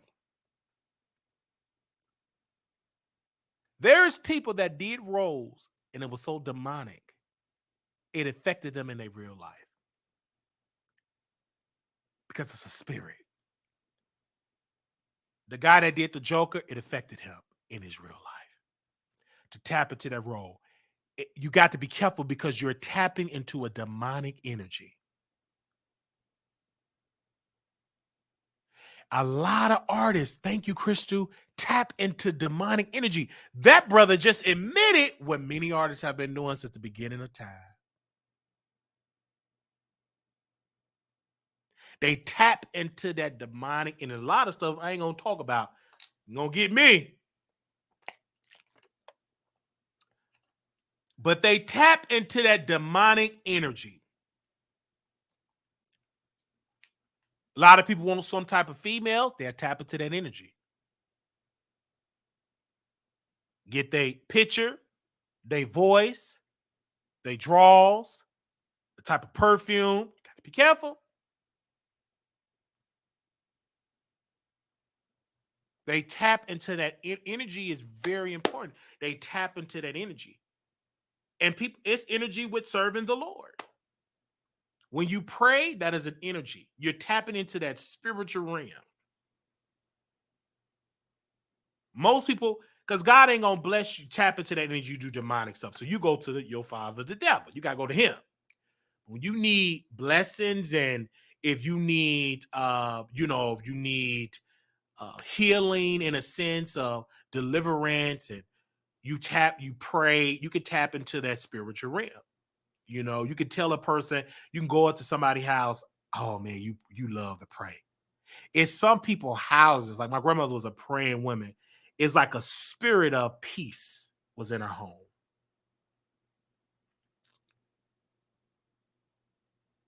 A spirit, I felt peace. I was able to sleep better in my grandmother's home because I came from like all this evil, and I felt the prayer in her home.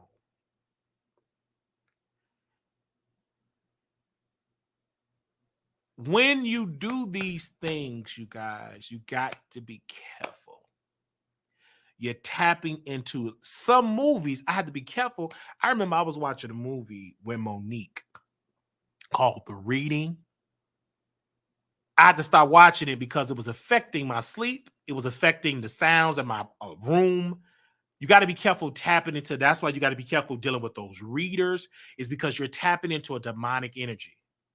Reading cards. Some people, a brother, he started picking up them cards, and his whole attitude is getting demonic.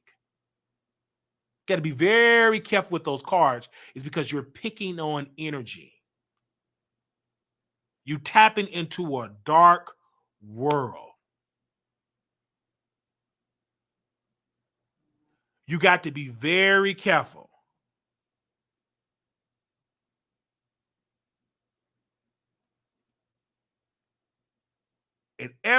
And the music, you have to stop listening. In the scripture, it talk about music.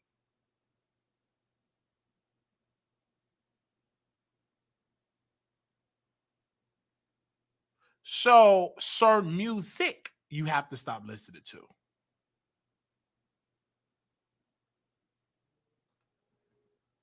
You have to stop listening to certain type of music. That's why a lot of people is so over, you are what you watch. That's why the Lil Uzi, it was a guy, what was his name? Travis Scott. The energy of that music, people started getting killed, tumbled over. He said it was a demonic energy because you're tapping into that energy and that energy responded. That's why it destroyed Travis Scott career, because that brother was tapping into an energy and it destroyed them. King Von tapped into an energy. He's no longer here to tell that story. You tapping into a demonic energy and he gonna snatch you. He gone. Young. He was tapping into an energy and that energy snatched him away.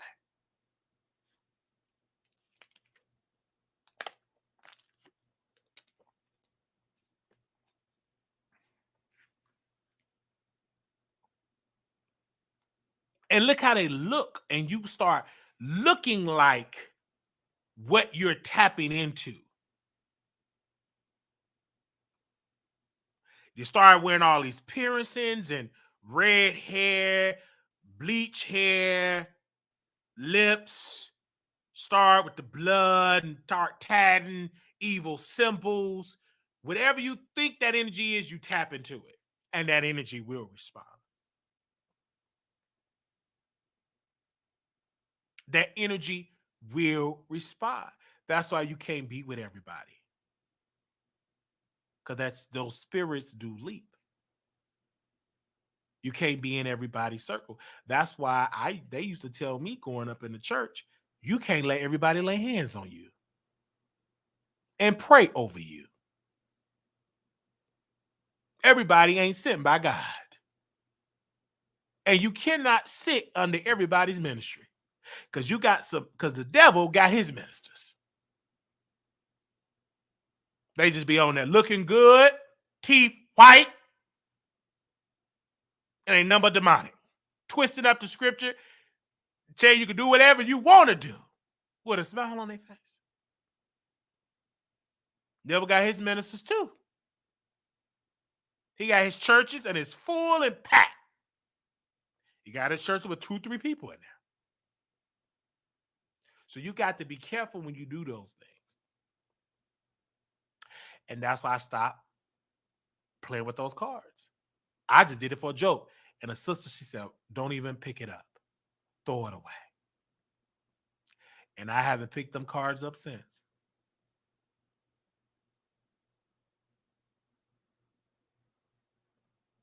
It was like an evil type of spirit.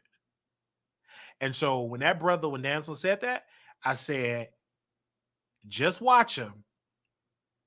That's all I'm going to say about that.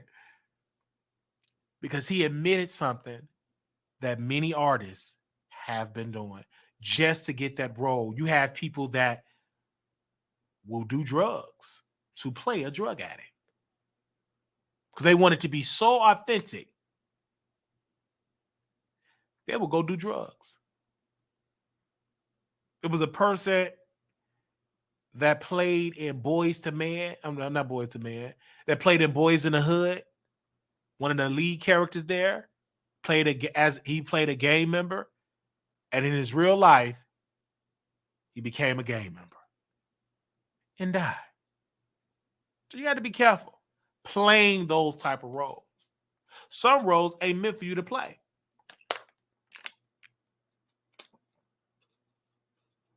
Some roles ain't meant for you to be playing. Some roles you just got to say no. And if you got these spirits of darkness and evil, you don't need that role. You don't need it. That's a role you can say, brother, you can get at somebody else. He said that he had to pray to the role. You gotta do all that screaming. Listen to demonic music. Just so you can act. And then when they say cut, you can't cut. Them spirits all over you.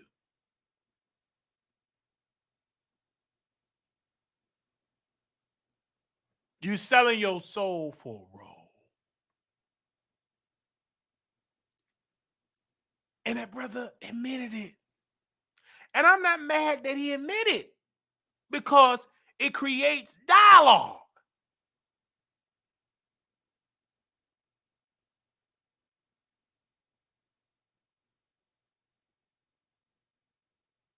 You got to be careful. You play with him, that the saints, the old folks used to say, you let him get in that passenger seat, he gonna want to drive. It's just about the enemy. You let him get in your car, he gonna want to take over the driver's seat. Some stuff you just don't play with.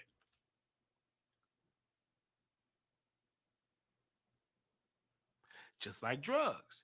Some people play with it, want to test it out, now they hooked. Some people can play with something and it don't affect them. They did it. You can try it one time, now you hooked. Now you selling your Badussi for the next hit. Some stuff you can't try. I personally had to let go of people in my life because they was on drugs. I had to push them out of my life so I don't have to go through that temptation.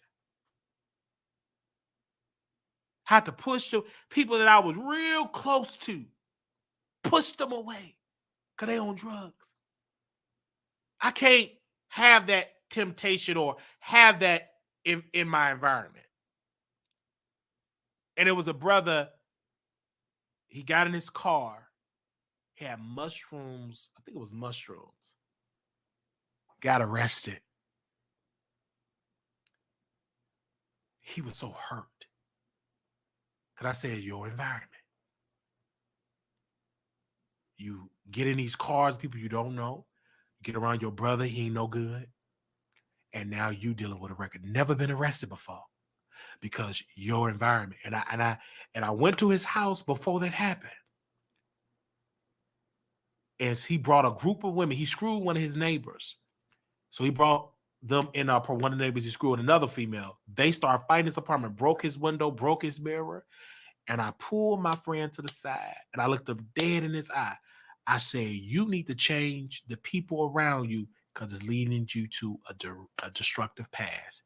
I went to Chicago, came back. He got a record because he was arrested because he was caught with drugs. Because just your environment is the people that you hanging around. It's people you like, and it could be your own family. You have to cut them off. With me, I have family members that's doing it. I don't get in their cars. I don't. I don't get in their cars. I don't hang with their people. And most of my brothers, 3 of my brothers is in prison. So you got to change your environment. And you can't be conjuring up those spirits, praying and that demonic stuff. A lot of books you cannot read. It will affect you. And then you were doing good, you reading all that stuff. Now you having dreams because you're tapping into a demonic energy. I used to watch this scary movie and I thought somebody was chasing me. And I couldn't say nothing because it was like they would hold my mouth. I said, oh, let me stop watching that. So some type of scary movies, I don't watch all that Exorcist. It was one Exorcist movie that was on. I said, oh, let me watch it. I stopped watching it. And some told me to turn it off. And I did just that. I don't watch all that exorcism. I just don't. I don't see myself, I don't watch that. I just don't. I watch the reading because I know what it was. And I didn't go and see that movie again. It was too much. All right. And you tapped into energy. It was entertaining because it was like a comedy. But it's people that do tap into people to talk to dead people. that will in the scripture, and one day we can break that down, or I will get a minister to break it down, or I will research and break it down, that will talk to the dead.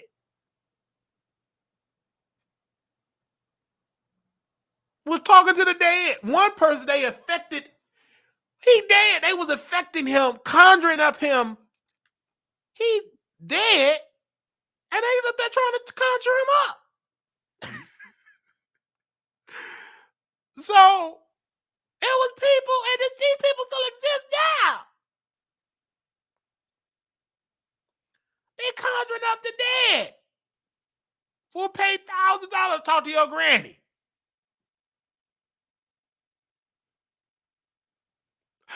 I was going to talk to my grandma. $100,000. Hundreds of thousands of dollars talk to your dead grandma.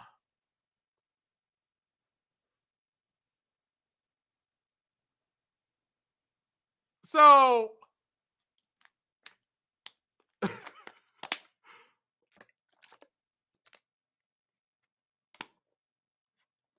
it's a church, because T.S. Madison had this person on.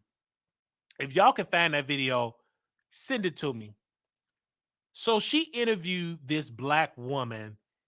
She is a person that talked to the dead. I think she talked to the dead. And she said, I believe she was communicating with Chi-Chi's deceased family member. Do y'all remember that episode?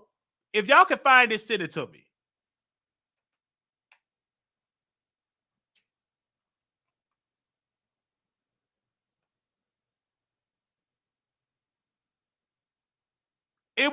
She was talking to Chi-Chi's deceased family member.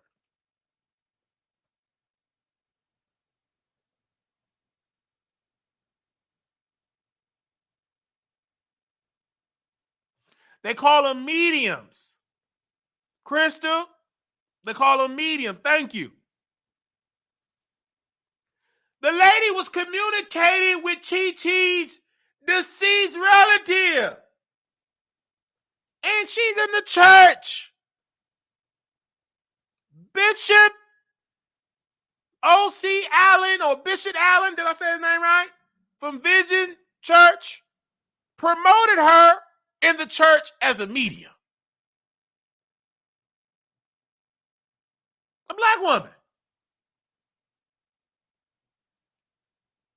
And she was defending her position as a person that communicates with the dead.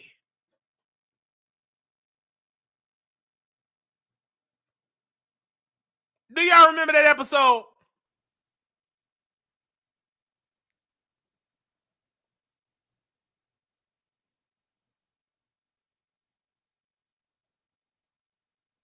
Do y'all remember that episode?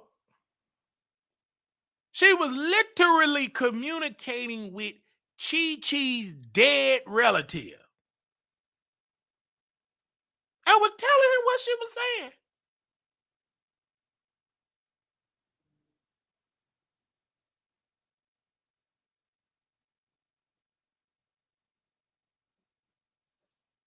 Do you remember that?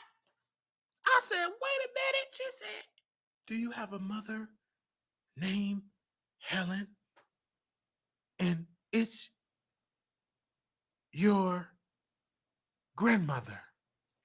And she is saying that don't worry, be happy. She shows at it. Just as calm.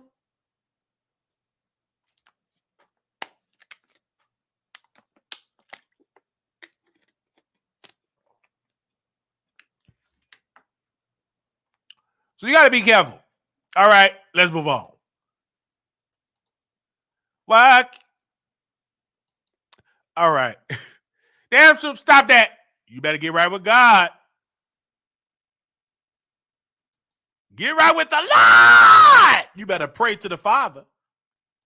And I'm going to pray that he forgive you for that foolish thing that you did, brother. This is foolish. And has the audacity to admit it. And shocked that people dragging him.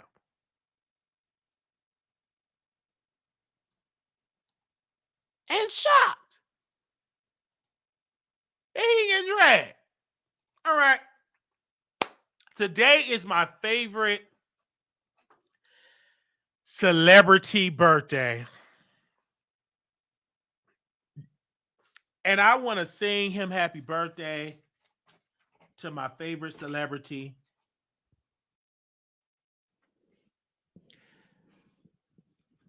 First and foremost, I think that us here showing love and support for all the things that he have done, first and foremost, I think that he's a beautiful brother.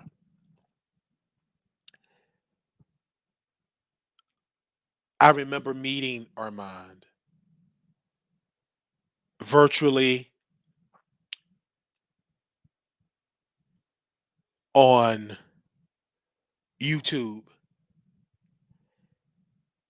and on Facebook. Such a beautiful spirit. And I just remember seeing that brother happy, intelligent. And I remember when Armon Wiggins will say these words, hashtag here, hashtag Saturday, hashtag peace, hashtag cockeyed. You know, I was cockeyed.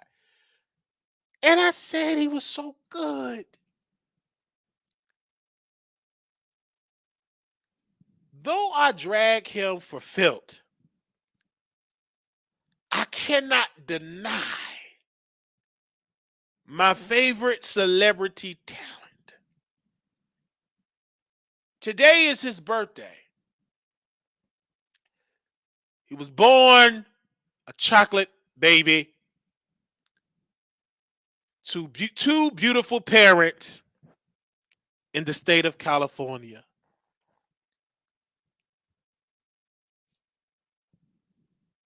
And when we met and we had that conversation, we would talk, I saw something in him that you're going to be a star.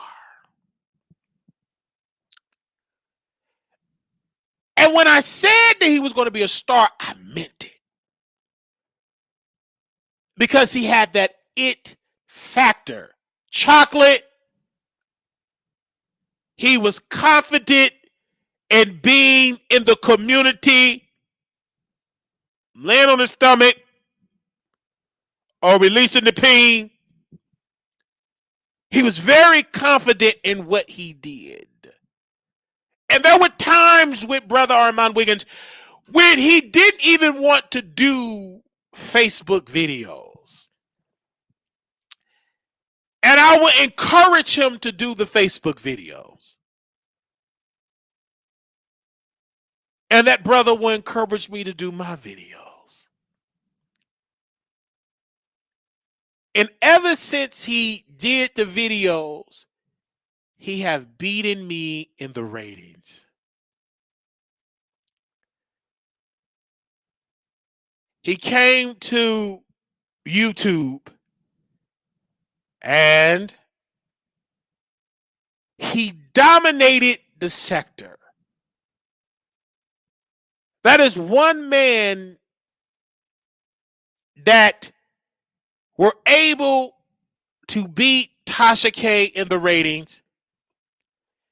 He's the first African American that beat a lot of talented YouTubers in the ratings. He even had better days than Lovely T as a new YouTuber on the block. He beat it, The Scorpion Show. He beat it, Justin J. He beat it, your boy Noodle. He beat it, A Connection TV. He had beat it a lot of people in the YouTube space, beat it me as well. And so to see that brother dance with MC Hammer, help bring coffee to Brandy and iron her clothes, and to pick out her drawers,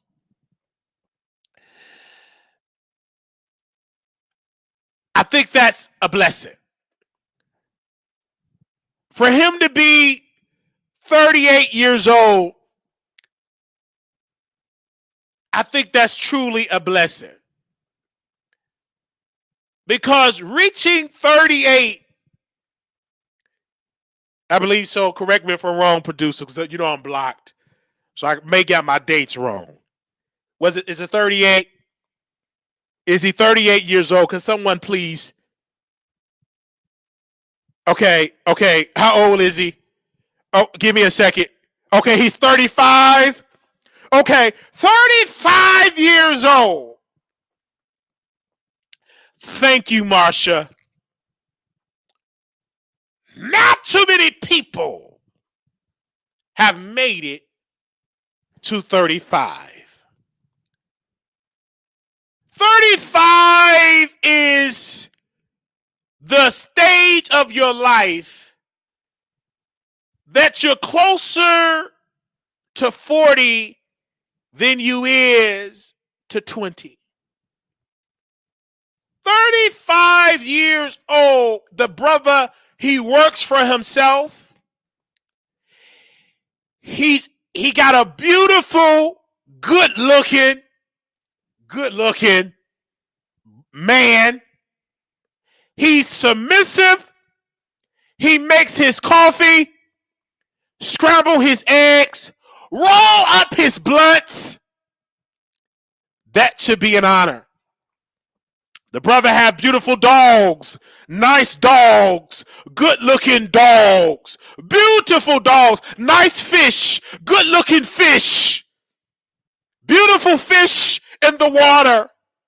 I've never been to his apartment. I can only visualize it in my mind. A beautiful apartment way up in the sky. The brother, glory, I thought that right there. The brother have done it by his gift. It is many people that are living here today that don't know they gift. But brother Armon, as a 35-year-old man, understand his gift. He's able to talk about females, black women like no other. He's able to break down the females when they do their music. He's able to break it down from the top of the record to the bridge all the way down to the last lyric.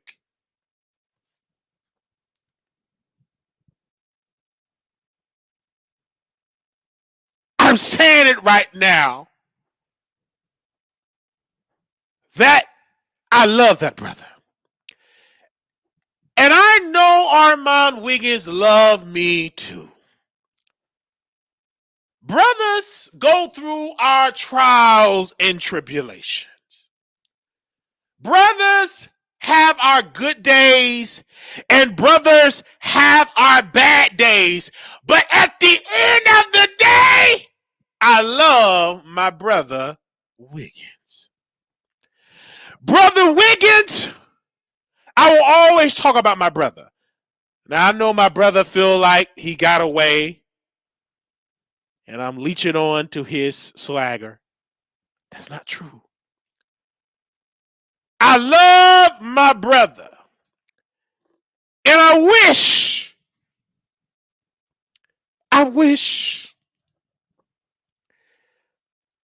I could be in California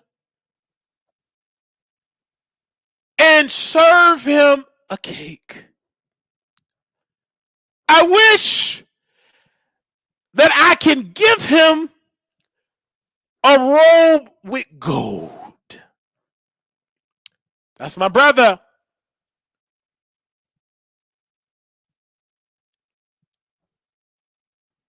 I'm happy that it's his birthday. When I woke up today and they said it was his birthday, I thought it was my birthday because that's my brother.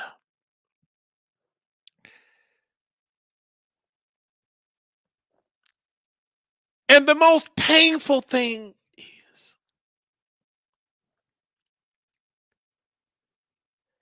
I couldn't call my brother and say to my brother,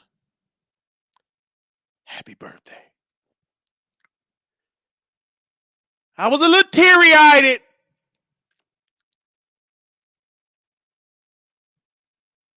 because I couldn't get on the phone because I'm blocked. I'm blocked everywhere. It made me get a little teary-eyed because I couldn't get on the phone and chop it up with my brother. But I'm so glad today that I can sit on my platform and say, happy birthday to my favorite celebrity, Armon Wiggins.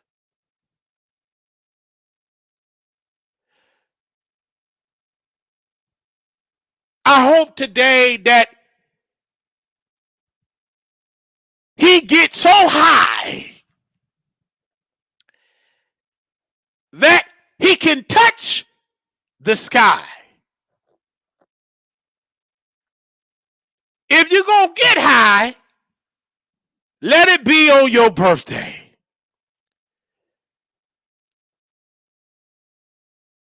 So in honor of my friend, I'm asking you all, please, for those that do not drink, to pick up a bottle, wine, water, Grey Goose, my crackheads, get your pipes. In honor of him, I am going to take a sip of my brother. And I don't know if he's going to sit and see this because he said I'm a psycho. That's my brother. But on this day, I'm going to sip this water in honor of my brother. If you all can join me today and pick up your bottle, get your baby bottle, let them put the bottle in their hand. I want everybody to sip it. All right? I want you to do it right now. Sip it right now.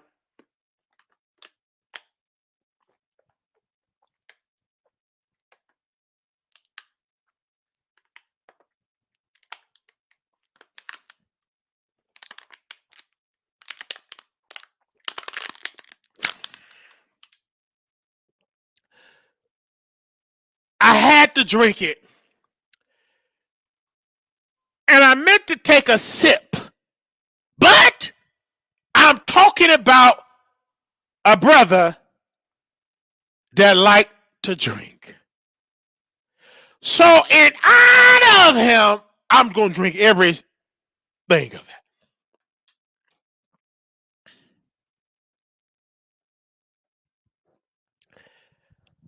I want to say, people, brothers and sisters,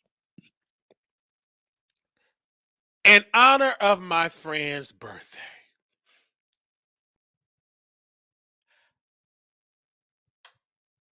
I'm going to take my brother's advice and expand my content. We are going to do more original content in honor of my brother because my brother gave me good advice. I love you. from the heart, I do love him. One of my gifts, or one of my goals, I want to meet Armon Wiggins. Producers, y'all give more so I can meet him. I want to meet him. I want to meet my brother. That's family. I want to meet him because we built a relationship online. Though we are exchanged and we don't talk like we used to, but I do want to have a meeting and meet my brother.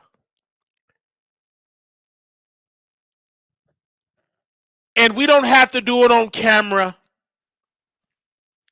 We can meet privately. I want to meet my brother. I want to meet my brother. So, to Armon, before we sing to him, I have to come out really quickly and sing his praises. We don't wait till a person is gone to tell them how much you love them. Do it while they can hear it. Give them their flowers while they can smell it. Don't wait till they go and then you want to talk of their goodness. Talk about it now when they can hear it. So I'm saying it now. I love him. Now, to the critics that are here, they're saying he's going to drag him next week. No, I'm not going to drag him next week. Maybe tomorrow, but it could be today. You know, I talk about him. I love talking about him.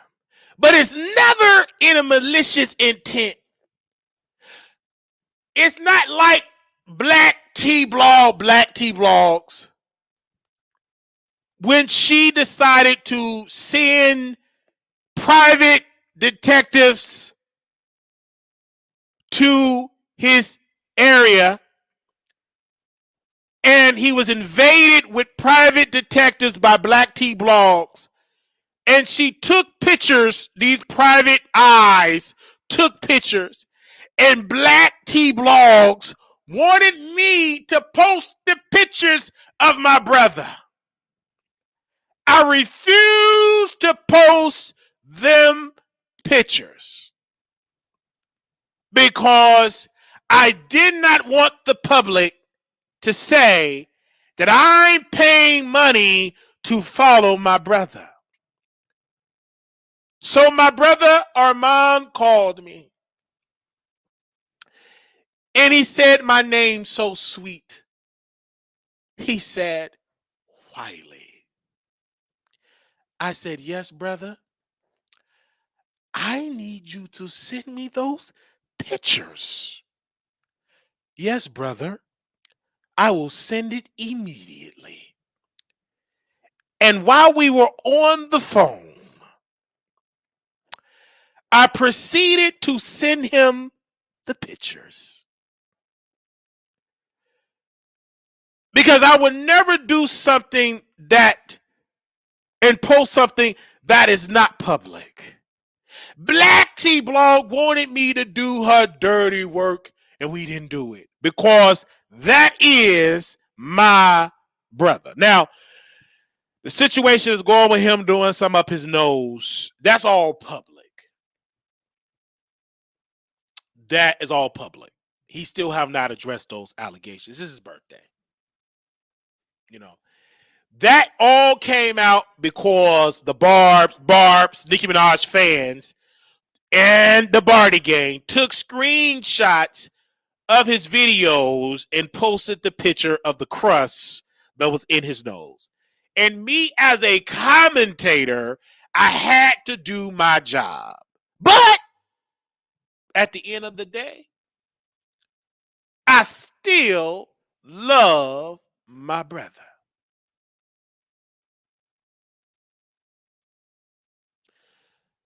Love is an action word. I love my brother so, and most people think my love is a romantic type of love. No, I'm not attracted to my brother. I love him. Never saw him there. He's my older brother.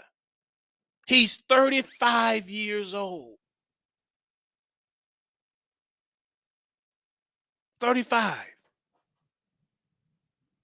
2 years older than me. 2, 3 years older than me. And I love him. And see, this don't get out because it's love. If I was dragging him about his birthday, it will go viral. But because it is love, they ain't gonna sit in this because it's love.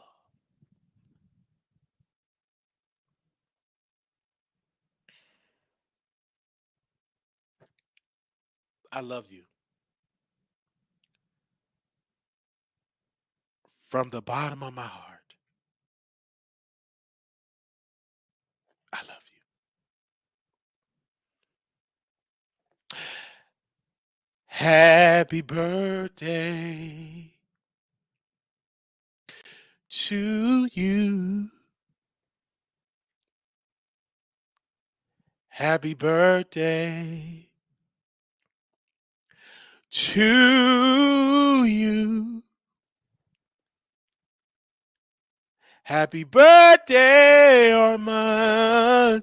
Happy birthday.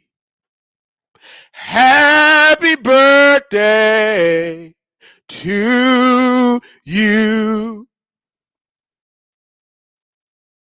May the good Lord bless you. May the good Lord bless you. May the good Lord bless you, Armon Wiggins. May the good Lord bless you.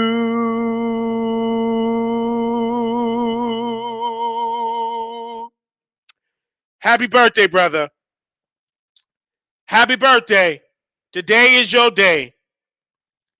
Today is your day. I want you to have a happy birthday. God is so good. And when you have another day of your anniversary, give God some glory. Give him some praise right then and there. You better shout right there. I don't care what you're doing. You better shout right there. When you make it to another day, give God the glory that you made it to another day. Oh, yes. You better say it. All right. So we just had to say happy birthday to that brother. God bless you. To Armon Wiggins, to his family, to his mother, to his father, to his sisters and brothers. Happy birthday to him. God bless you and thank you. Love you. I don't know if he's having an event today. We don't know if he's having an event, but we will give him his glory and an honor and a praise. So we say thank you and may God bless you is our prayers. God bless you. Is y'all in the house? God bless you. Oh, yes. All right. Give him praise. Okay, let's move on. I just had to do that for my brother. I love him. He know I love him. But this ain't going to go viral because we ain't dragging him today. We're going to give a break today. We ain't gonna drag him today. We're gonna give him a break. Because if we drag him today, then there's gonna be some issues. Give me 1 second. I'm supposed to post something. Give me 1 second, you guys. I'm gonna post. Oh, wait a minute. I don't have to do that. All right. I can go and download it. Hallelujah. So everybody ain't gonna get that because everybody ain't family. He's family. And I will always sing his praises because he's family. All right. All right. Thank you all so very much. I was trying to find something, but wait a minute. I want to talk about this. So I got to upload the video. It ain't let me upload on it. So give me a second, y'all. I'm uploaded on the other end here. It's going to be a little sound, so y'all bear with me. Let me do something real quick. I'm trying to upload a video.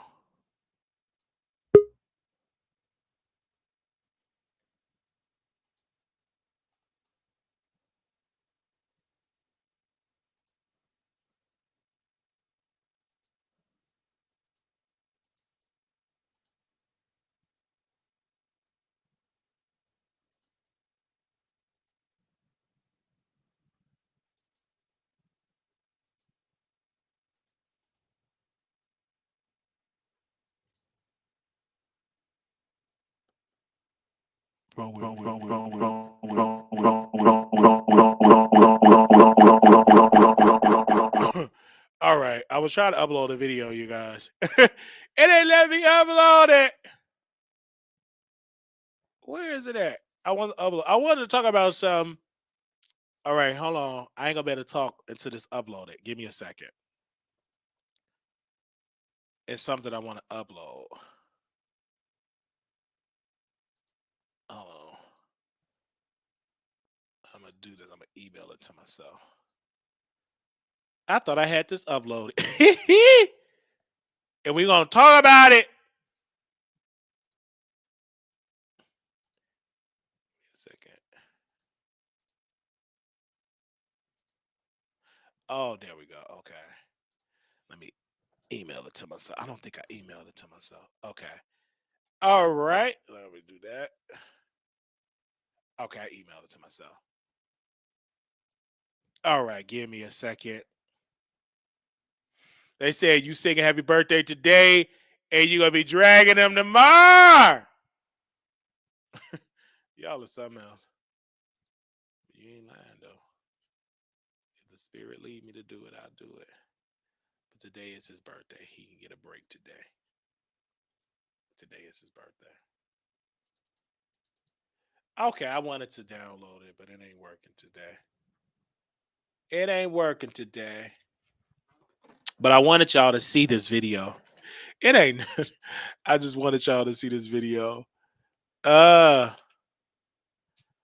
it is not letting me download it.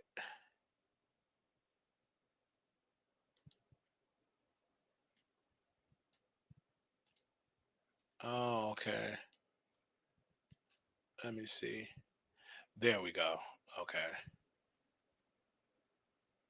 Oh, it's not an MP4. Anyway, but Kai Cenat, he got a pool party. I was gonna do something about that. He got a pool party coming up. So I had talked about it. And I want to say this about Kai. Be careful who you have in that pool party, because the last time you had a party, it was a mess.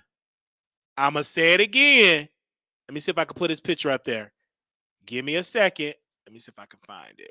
I know I had a picture of him in this video. All right, give me a second. Let's see if that worked. All right. Let me do that right quick. Oh, hold on. Y'all ain't gonna be able to see that. Let me fix that picture. That ain't come out right. Because the last time you had a party, it was some allegations.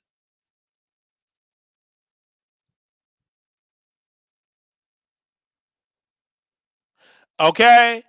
So be very careful on who you have at that pool party.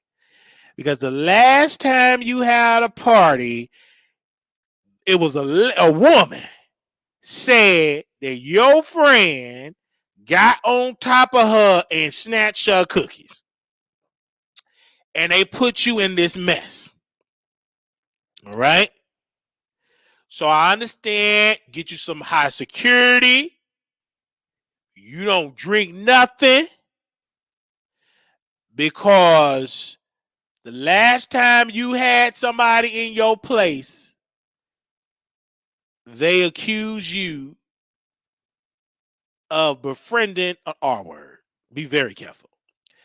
Because you are a man with money and people always gonna try to do you for a come up. All right. So he got a pool party that's coming up in June. We posted on our website. And make sure y'all go check it out. And this was the video that he made. And it's a pool party that he's gonna have on at his house at an Airbnb. It's not his house, but it's gonna be an Airbnb. All right. So we posted it on the site on wileythetroll.com, and it's him announcing it. June 10th, big pool party going on, dude. What's going on, dude? I jumped in the bubble. Big pool party June 10th. Pull up ASAP, man. Hey, man. Hell yeah. All right. On June the 10th.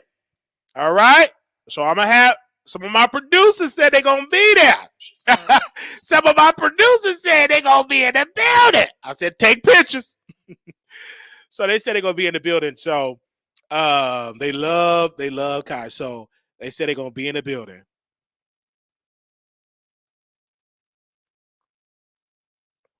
That's what they said. So be very careful. All right. Be very careful. I mean, it's going to be a lot of thoughts at that party. A lot of yoni. I wish I was there. No lie. But I ain't going to be there. I will be bad my business. I ain't going to be there. All right. So be very careful. Okay. Now,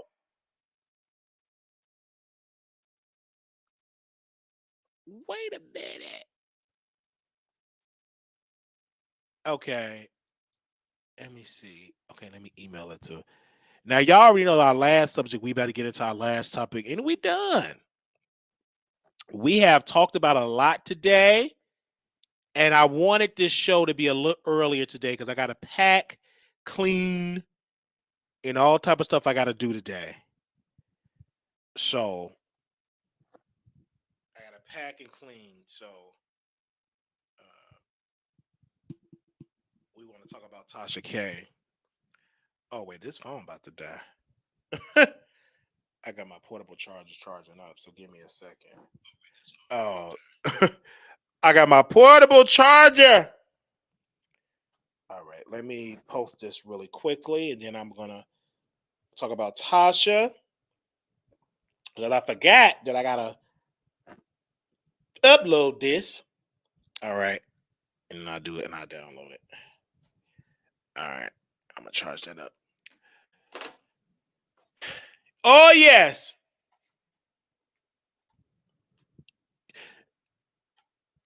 Can't see when I pushed our emoji. Yes.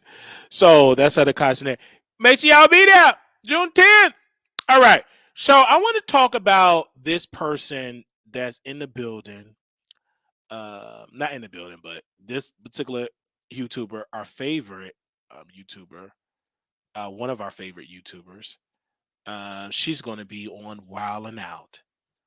So we are sad we cover people that is relevant in the media space, and this is a celebrity that is in the media space. So we're going to talk about her. And so this is her. She is going to be on Wild and Out. Tasha K. As you all can see, that is her. She taped with them. And that's her with our Wild and Out gear. All right. That's her right there. What you talk about, Wiley? So I'm excited. I think that she had a legal win in court that the bankruptcy judge ordered Cardi B to stop garnishing her wages until a final decision about her bankruptcy is given, or order is given about her bankruptcy. So as of right now, Tasha K can proceed of getting her YouTube checks. She have already ordered to put the ads back on her YouTube channel. Now she have joined us by putting ads in her live videos. She have done it as well. She's now put. Oh, she started with the 2 ads when Cardi was garnished it. Now she have upgraded to 20 ads. She have told her staff that she will be going live a lot, bringing back a lot of the Fire and Funky Friday. Capitalize on that. Clearly, in this particular situation, you do not see. Give me a second here. We got the picture, so we gonna bring the receipts. So give me 1 second while I grab this, because it's a lot of drama that is going on with Tasha K in a circle. But we have some tea here, and I got to be careful how I put the tea out, but we're gonna talk about it. Okay. Give me a second here. Let me email it to myself. All right. This is all temporarily. So she got a lot. My source said her staff is telling that she got a lot of work to do because she knows it's only temporarily. So she is doing it a lot. Okay. All right. Give me a second. I want to make sure we get everything that's in here. Hold on, let me see. All right, did I email it to myself? I did. Is this it?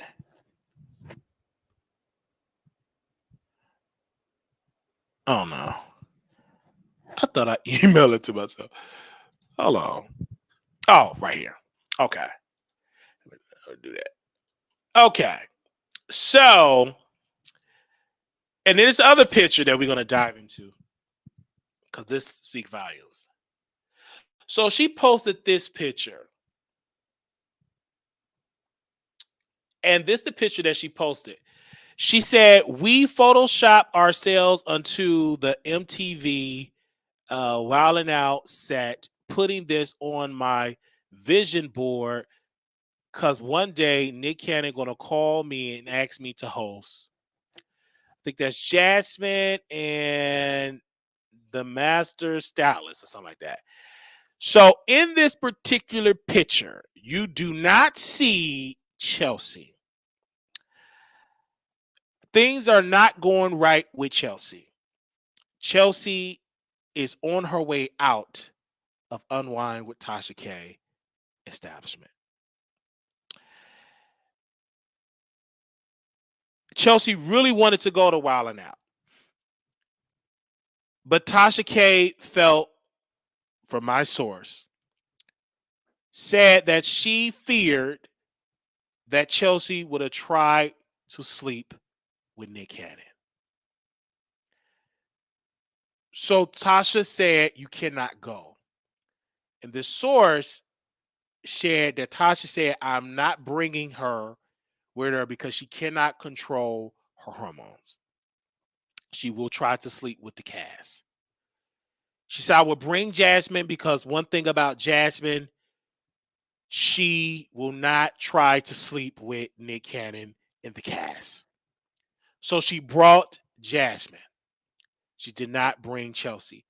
And Tasha is a little angry at Chelsea because Chelsea have started her own business. And she's working with other creators. Tasha do not like it. So an announcement will come out soon that Tasha K will be separating from Chelsea, and she will make an announcement because Chelsea have already sent messages to other YouTubers, including myself, to work with other talent YouTubers. she have already sent me a DM and told me about her company. The DM that she sent it verbatim to tell me about her company. She said, let me take a screenshot because these people love to post and delete.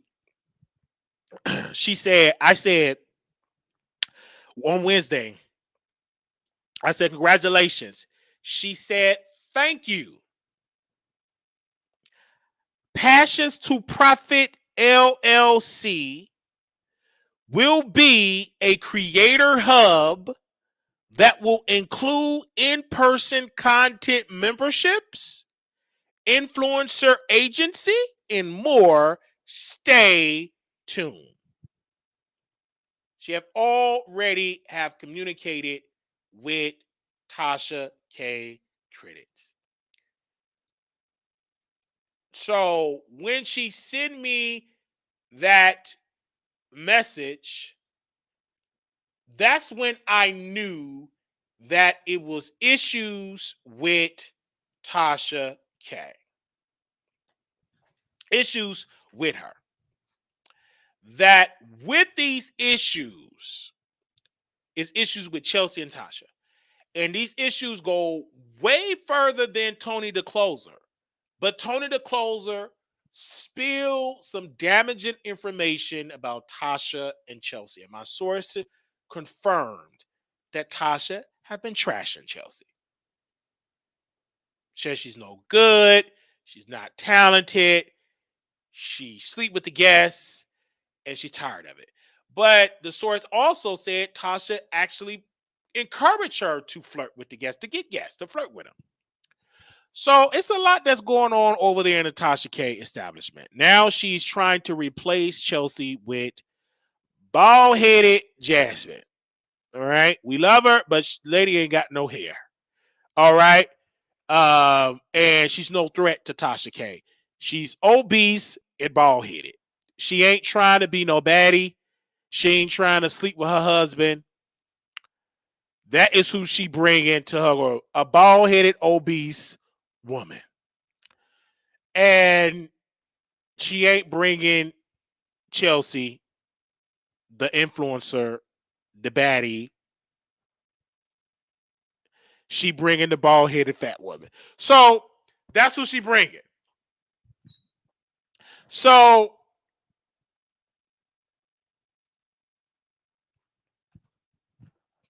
she bringing somebody obese. You hardly ever seen Jasmine. Now you see Jasmine everywhere. She's at the hookah bar with her security. I like Jasmine. But baby, slap on the look. Hey, you don't have to slap on the wig. But I don't want my wife to be bald-headed. I'm sorry. All right. I like my wife with some hair so I can grip on something when we getting it in. So when you saw this security officer, you didn't see Chelsea. Security officer right there, you didn't see it. He was sitting by Jasmine, the one with no hair and eating. So in my close, there will be an announcement that Tasha K is going to give to announce that she is separating from Chelsea Alana, whatever her last name is, Chelsea Alana. You never seen Jasmine. She have been replaced.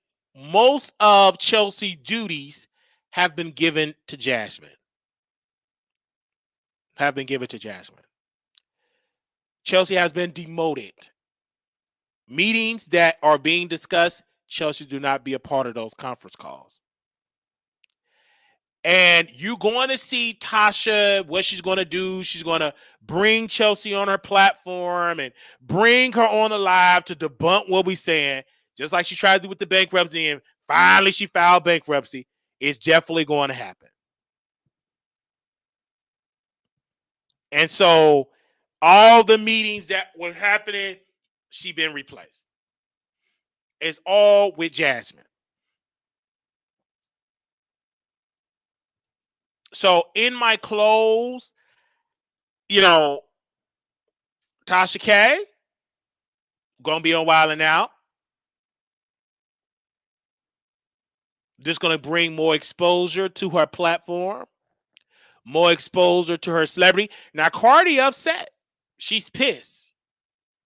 But that you sued her. So you made her a household name.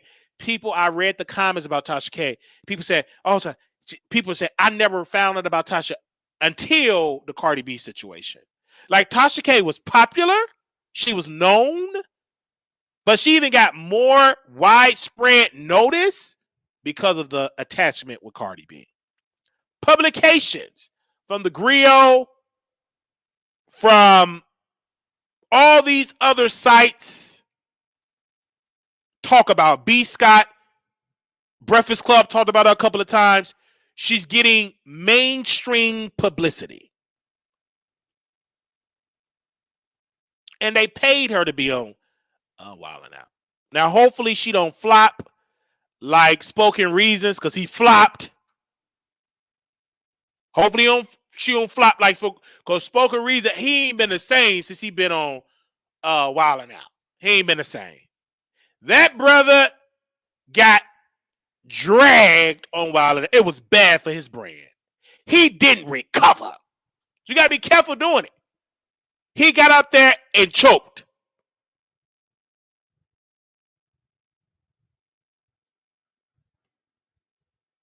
And then got embarrassed. And Spoken Reasons never spoke and went viral again. He spoke, but didn't go viral. Do y'all remember Spoken Reasons?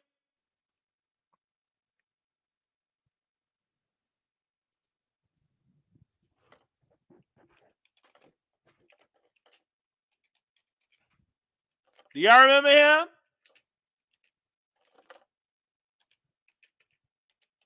It's raining outside. I hear the water dropping.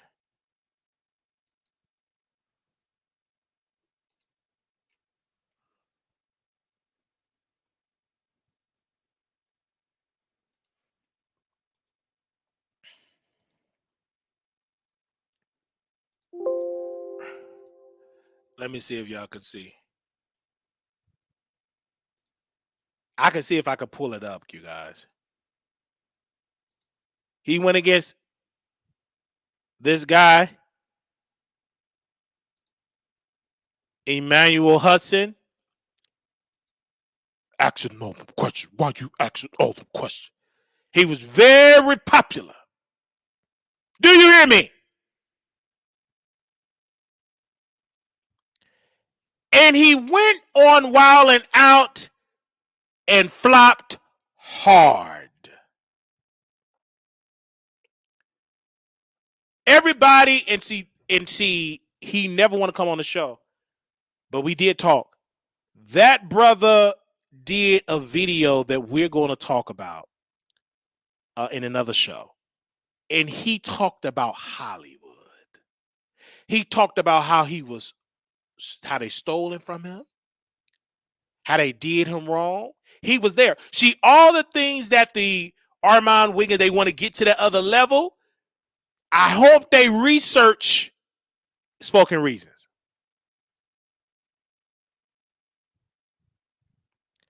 That brother, I hope every creator, especially if you black, watch what that brother said. Many of his ideas they stole it for other shows and didn't pay him.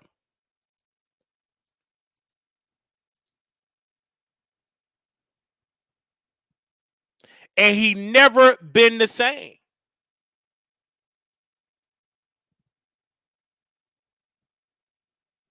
Never been the same. He never been the same. Now, he been accused of hacking some stuff himself, but he never been the same. And now he's somewhere fishing by himself. Let me go to his YouTube page. Because I was a huge fan of it. I saw his rise. I was a huge fan because before I was a creator, I took being a creator, I was an obsessed fan.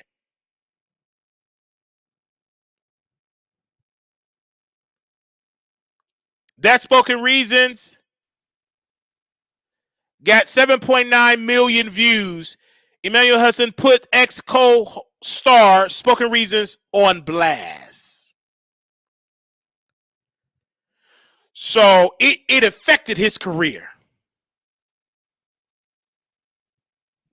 You could tell they was coming for him the whole time. DCD Rack ain't give him on bails. They really family in their goal, got each other back. Emmanuel is literally the definition. I'm about to end this man's whole career. What makes Emmanuel better is the fact that he's so humble about the whole thing. All he wanted was an apology, and he's blessed in so many ways. Another person said, I love how no matter what team the whole cast got, Emmanuel's back. Another Joseph said, the true definition of God will make your enemies your footstools, and do still remain humble and blessed in so many ways. The only thing he asked him for was an apology. Michelle said this. You can literally tell the cast of the show is family. Okay. They said, Georgina said, I'm so glad DC and Maddie were there to help Nick make it less tense. Good on Emmanuel for getting it off his chest and the cast for having his back. They dragged him and it affected his career. So Tasha better bring her A game. Spoken Reason got 1.89 million subscribers.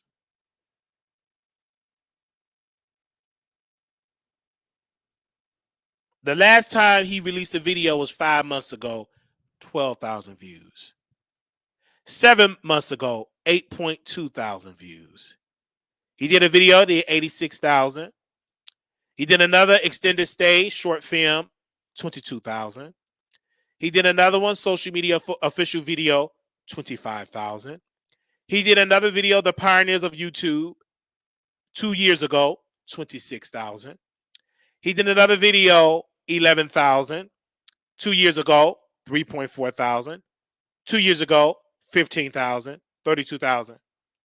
If you click on his popular videos, you got to go back a decade. 11 years ago, he did Why You Asking All Them Questions with Spoken Reason, 69 million. He did a video 12 years ago, 12 million, Disrespectful Girlfriend. He did another video 11 years ago entitled Soulja Boy Best Song Ever, parody, Spoken Reasons, hashtag FCHW. He did another video, Where's My Milk? 8.7 million. Another video 10 years ago, 7.9. So a decade ago, he was on fire. Now, ain't nobody watching.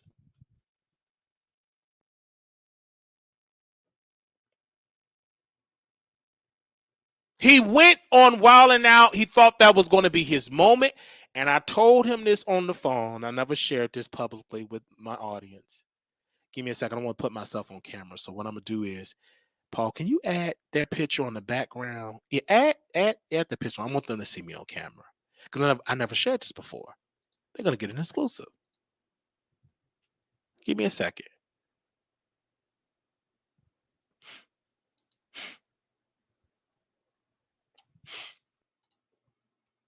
So we got on the phone with Spoken Reason. It was me, Tasha. We were all on a live together.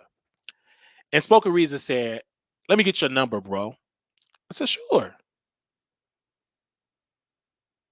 And we were talking, and he thanked me because I had his back with the Emmanuel Hudson, and I took his side. I had his back. And he told me on the phone,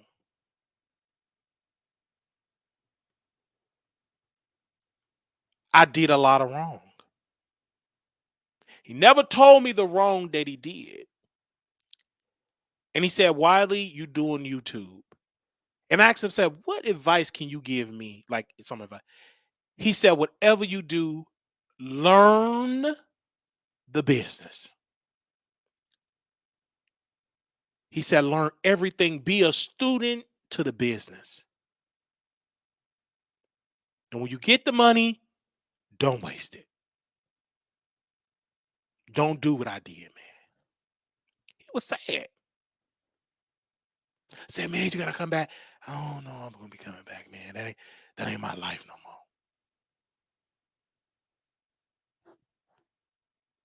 But he had all the successes. And we were on the phone. And I said, can I interview you? He said, Wiley, not at this time. I'm not in a good mental space for an interview. But let's keep in touch. That was the last time I talked to him on the phone. He don't even post like that. Other things she shared, but that's between us. But what I'm saying is, I looked at that and I learned from it.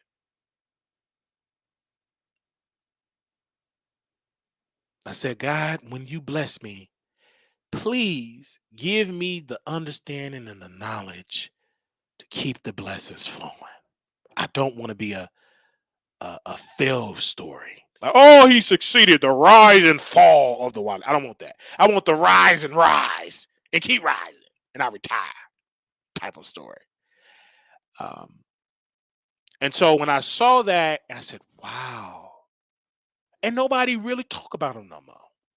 He was the hottest thing around. He was the hottest thing around. A young, talented black man. But there were rumors. And Emmanuel person or team said Wiley, he did not pay him fairly with the video because he wanted to get the video with the asking all those questions. Let's go back. Emmanuel wanted the video on his page as well. And he said, by the time I get it on my page, he got all the publicity. It was too late. He wasn't helping me. I didn't know anything about ads. A lot of things he didn't know, according to the team member. And it was sad, and I didn't go back and go live on it because I'm like, this man is really sad. So I ain't going to talk about it no more. But now when Tasha K said she's doing Wilder now, I said, ooh, I had a flashback. Like Tasha K said, I'm doing Wilder now. So I said, ooh, I need to talk about this because this is something that I need to discuss on my show. And I say this humbly. It's a saying they say you can't win when you play dirty. But it's rich people play dirty all the time and still winning. But anyway, that's a saying that poor folks say.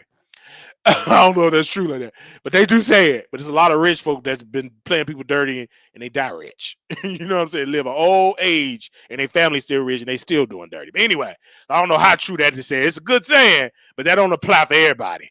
All right.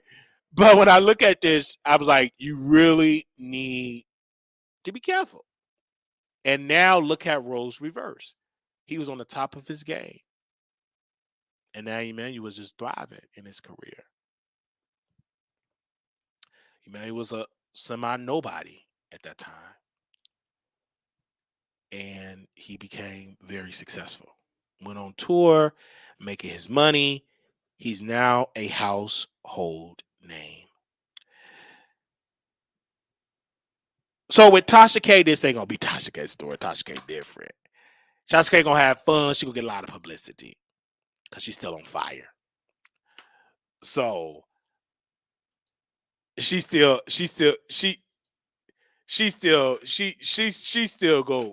fire. So this gonna help her career. You know what I'm saying? She don't have no bad blood with Nick Cannon. They're gonna talk about Cardi. They're gonna talk about bumps.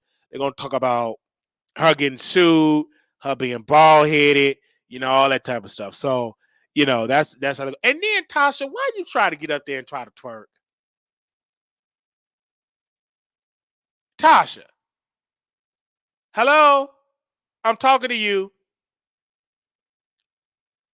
Why did you decide to shake that stiff butt? It didn't even jiggle. and had the audacity to put the video to record her stiff butt. Didn't move. The left cheek didn't move, nor did the right cheek. Who told you to do that? You thought that was cute? If you go to her video, if you go to her YouTube shorts, click on the shorts, you will see the video of her trying to shake her booty. It didn't even jiggle. Didn't even shake.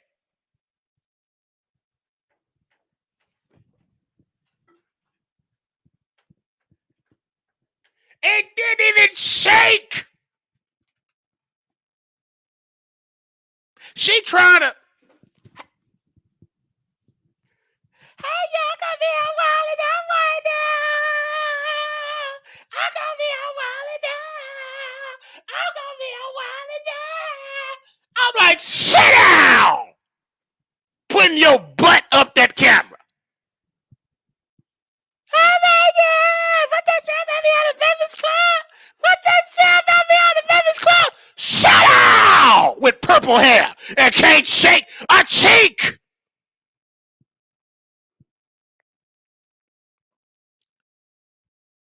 What that sound about me on the Famous Club? I said, what the world is that lady up there trying to shake her booty? It didn't even move. Shut out with your foolish self.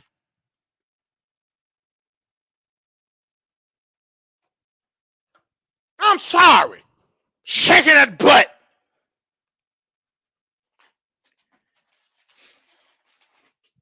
Didn't even move a shake. Didn't even move. The left cheek didn't even move. It stood still. It was stiff.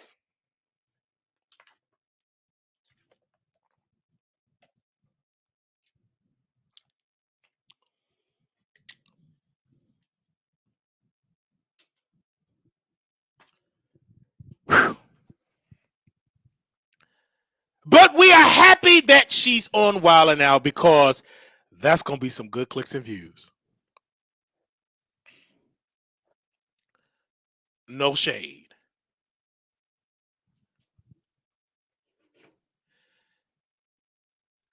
That's going to be some good clicks and views.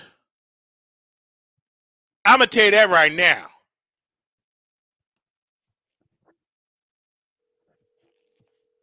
That's going to be some good clicks and views.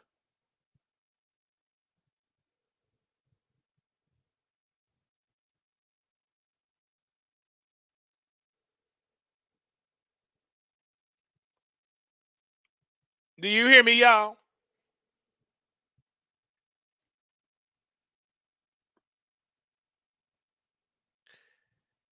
And I'm just being so honest. Ain't nothing wrong with shaking it, but let it jiggle. It was stiff. It was stiff. Didn't move nowhere. That butt said, stand still. And it stood still.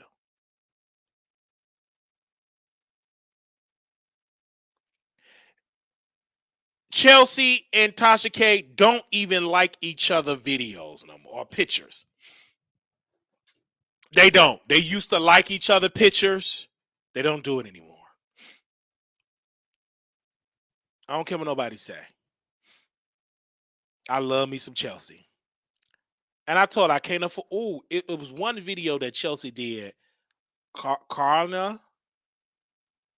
And she was painting. And she was in a shirt painting with her glasses. God today. And when Chelsea was doing work with Tasha K, because she was at somebody's birthday party. Then it's another picture she took May 11th. She was in that green top with no strap and a nice short skirt. Good looking. Then on May 2nd, she had her glasses on with the long hair, breasts out, cleavage out, looking good. That's all I got to say about that. I don't want to sit here and lust, but I'm lusting. I want to thank you all for y'all massive support. Thank you, Tasha. This is going to be a good month, so I'm kind of glad. When is that going to air? Do y'all know when is Wild 'N Out going to air? Do you know when it's Wild 'N Out going to air?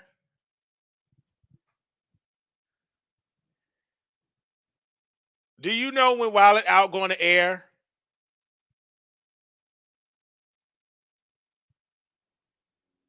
Do y'all know when that episode going to air?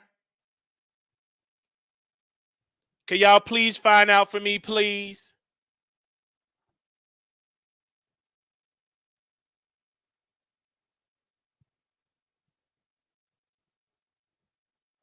Let me know. When is it going to air? Because that's going to be the day I'm going to get some cable. Now, speaking of cable, do y'all got any cable so I can watch TLC? Because somebody give me a password to their cable.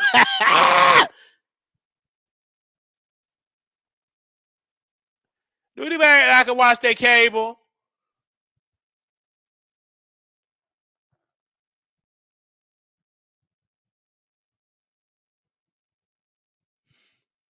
Please send it to me. I want to see that TLC thing. Because I ain't got it. All right. I see y'all in here. Hey, Kenya. Love you, Kenya. You always show us love. Make sure y'all go get our merchandise. Thank you, Tasha. Hi, Kenya. Oh, beautiful sister. That woman been following our show for a long time. We love her.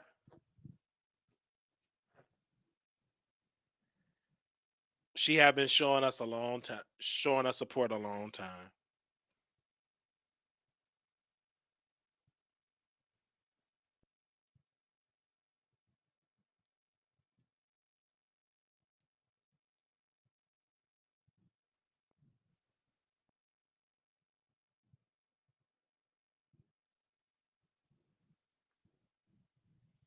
Thank you so very much.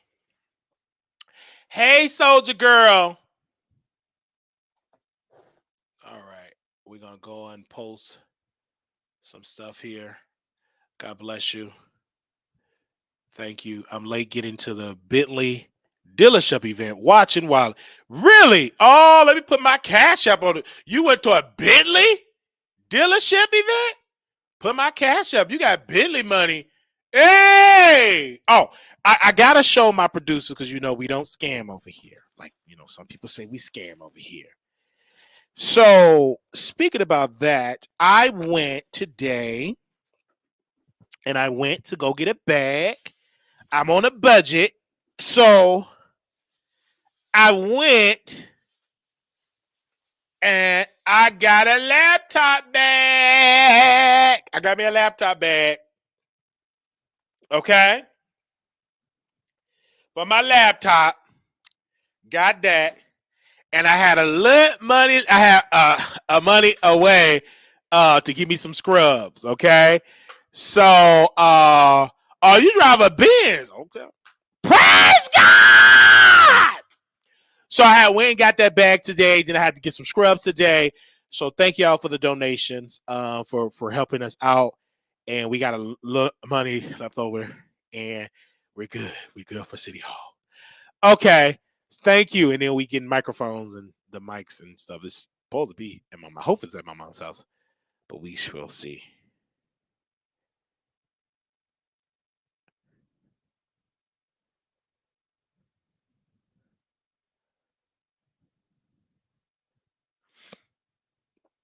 Okay.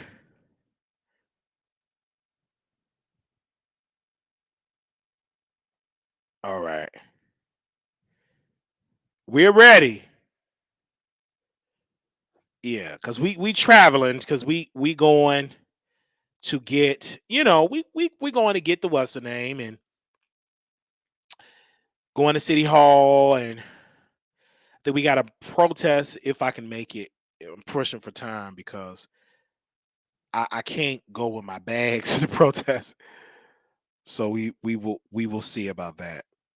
So I'll have to get to my mom's house, then go all the way back downtown.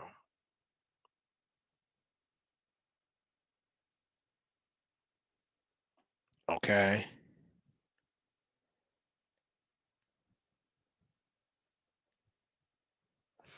Give me a second here. So I'm excited. Okay. I'm gonna try to find how to watch that. I really am because I really want to see that show. I got 20 minutes to find out how I'm gonna watch it. If I was at my mom's house, I could watch because I think they got cable. I can't afford it. I can't afford it. Not at this present moment. Oh, okay.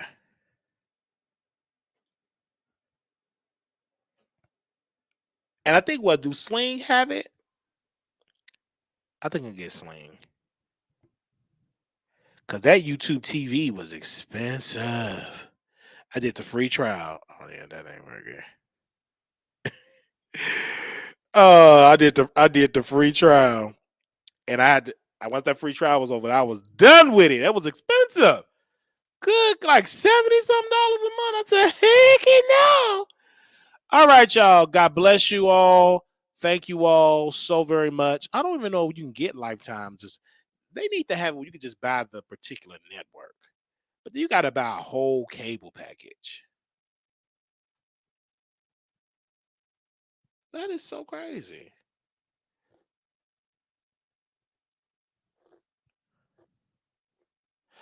Oh, see, yeah.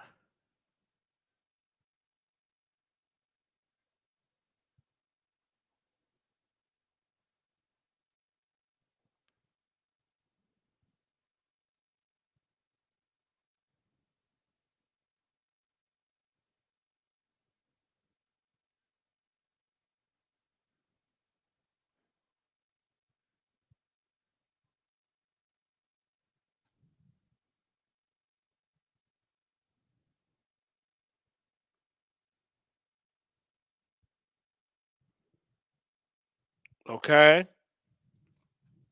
Oh, you could download? Really? Okay, we gonna find out. Child, I ain't got no Fire Stick. I have one. I never opened it.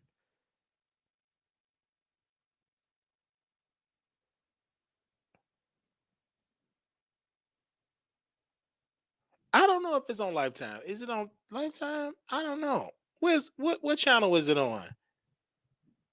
Is it on Lifetime? Let me see. I'll check it on here on my phone. Oh, it's on Lifetime. Yeah, it's on Lifetime. Oh, that's about to come on. I need to hurry up. Give me a second here. I really need to hurry up. Because TLC, they got a documentary coming on today. No, that's coming on Lifetime. That's also, yeah. Yeah, that's coming on Lifetime, you guys.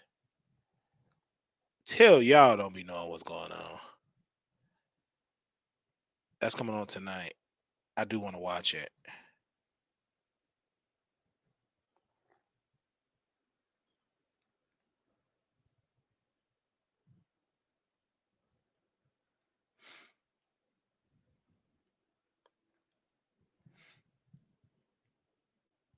Yeah, I'm gonna find out. I'm gonna get it.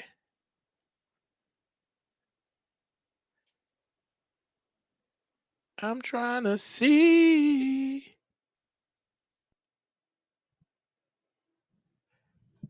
What? Which one do have it? Do Sling? How I'm gonna get a free trial for Sling? Because one of them didn't have it. Because you got to be careful with some of these apps because they'll be having it. Let me see if Sling.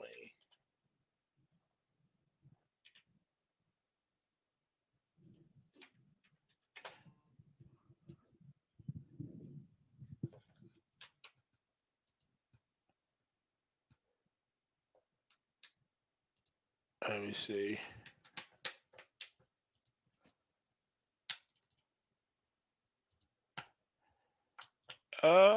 Let me see.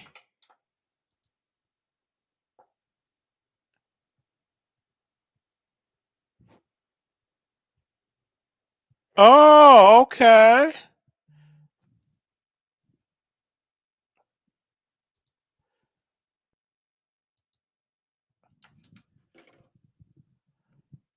Let me see.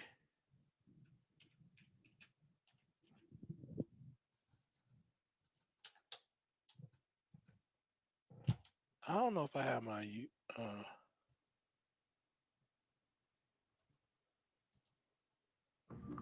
Oh, wait.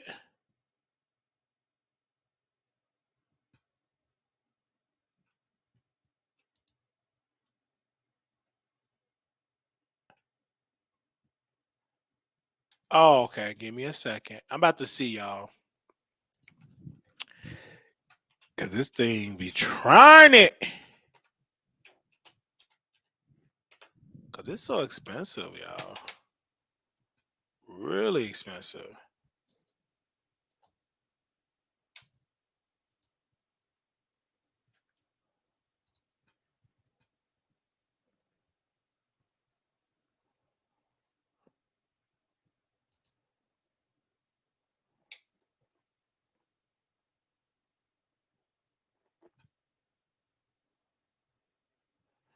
If they have it on here, let's see. Cause it's coming on Lifetime. So let me check. Cause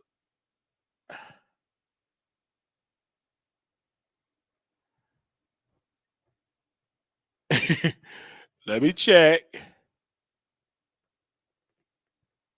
Yeah, they have nope, they don't have Lifetime on here. Let me check again. I'm just checking. I don't think YouTube TV got Lifetime. I think it come on Lifetime as something else. Let me check.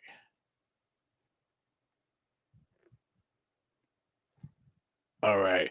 Hold on, yeah, I'm gonna find out. I don't see it in a channel lineup.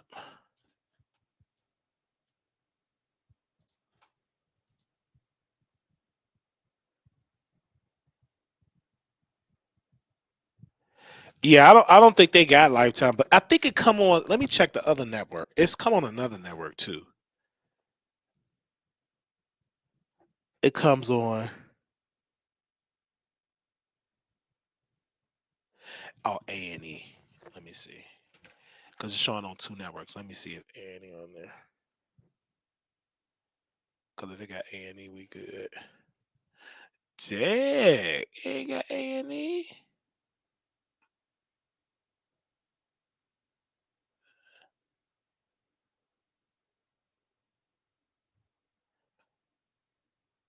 Nope.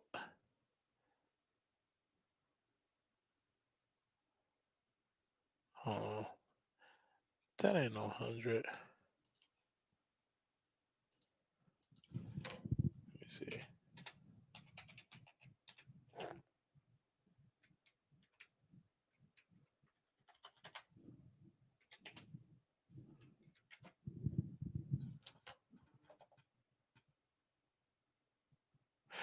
Oh.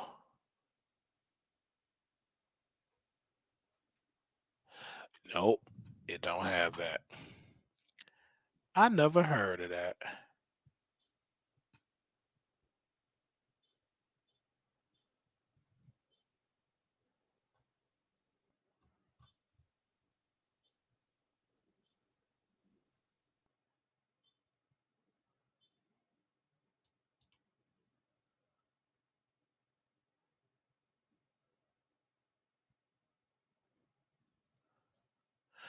Okay, I think I found something.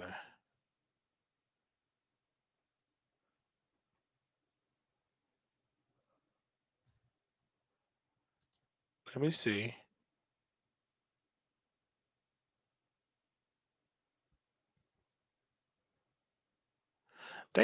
These apps be trying it. Nope.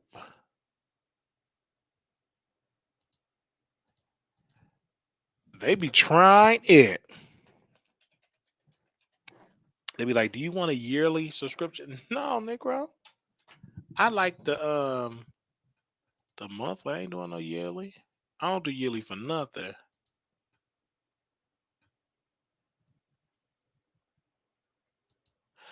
Oh, okay. Let's see what this work.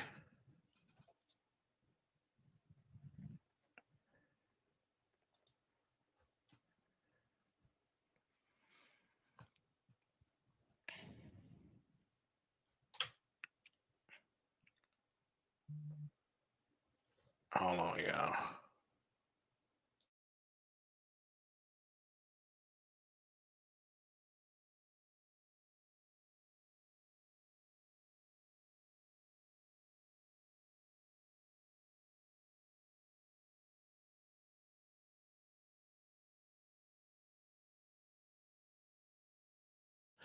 All right. So the TLC got a documentary coming on Lifetime and A&E. Okay, the TLC. All right, y'all know that T-Boz, Lisa, Chili, you know that group. So they have a documentary coming on Lifetime or A&E, whichever network you have. If you want to go and see it for free, you get a 7-day free trial. You go to FR. Give me a second. All right. You get a FRENDLY. You get it a 7-day, just do the free trial and then cancel it if you don't want to. And that's not too expensive. Give me a second.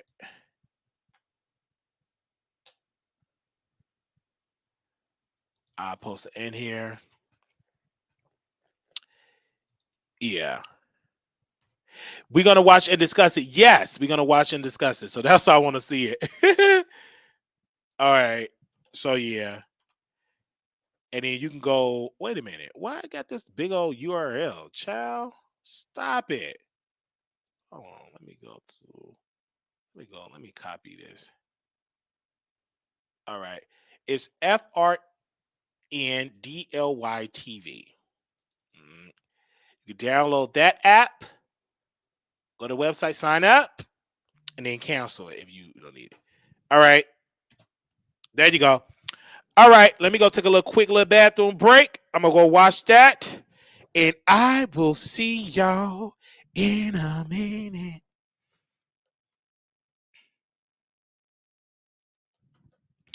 I will see y'all in a minute.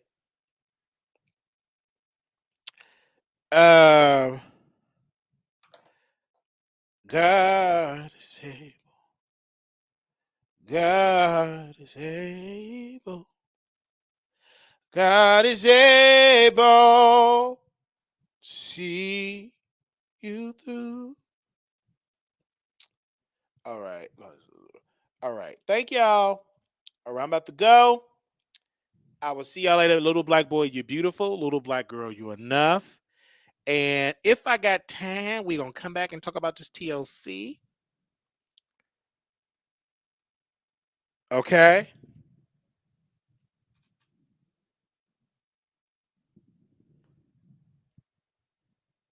We're going to talk about this TLC.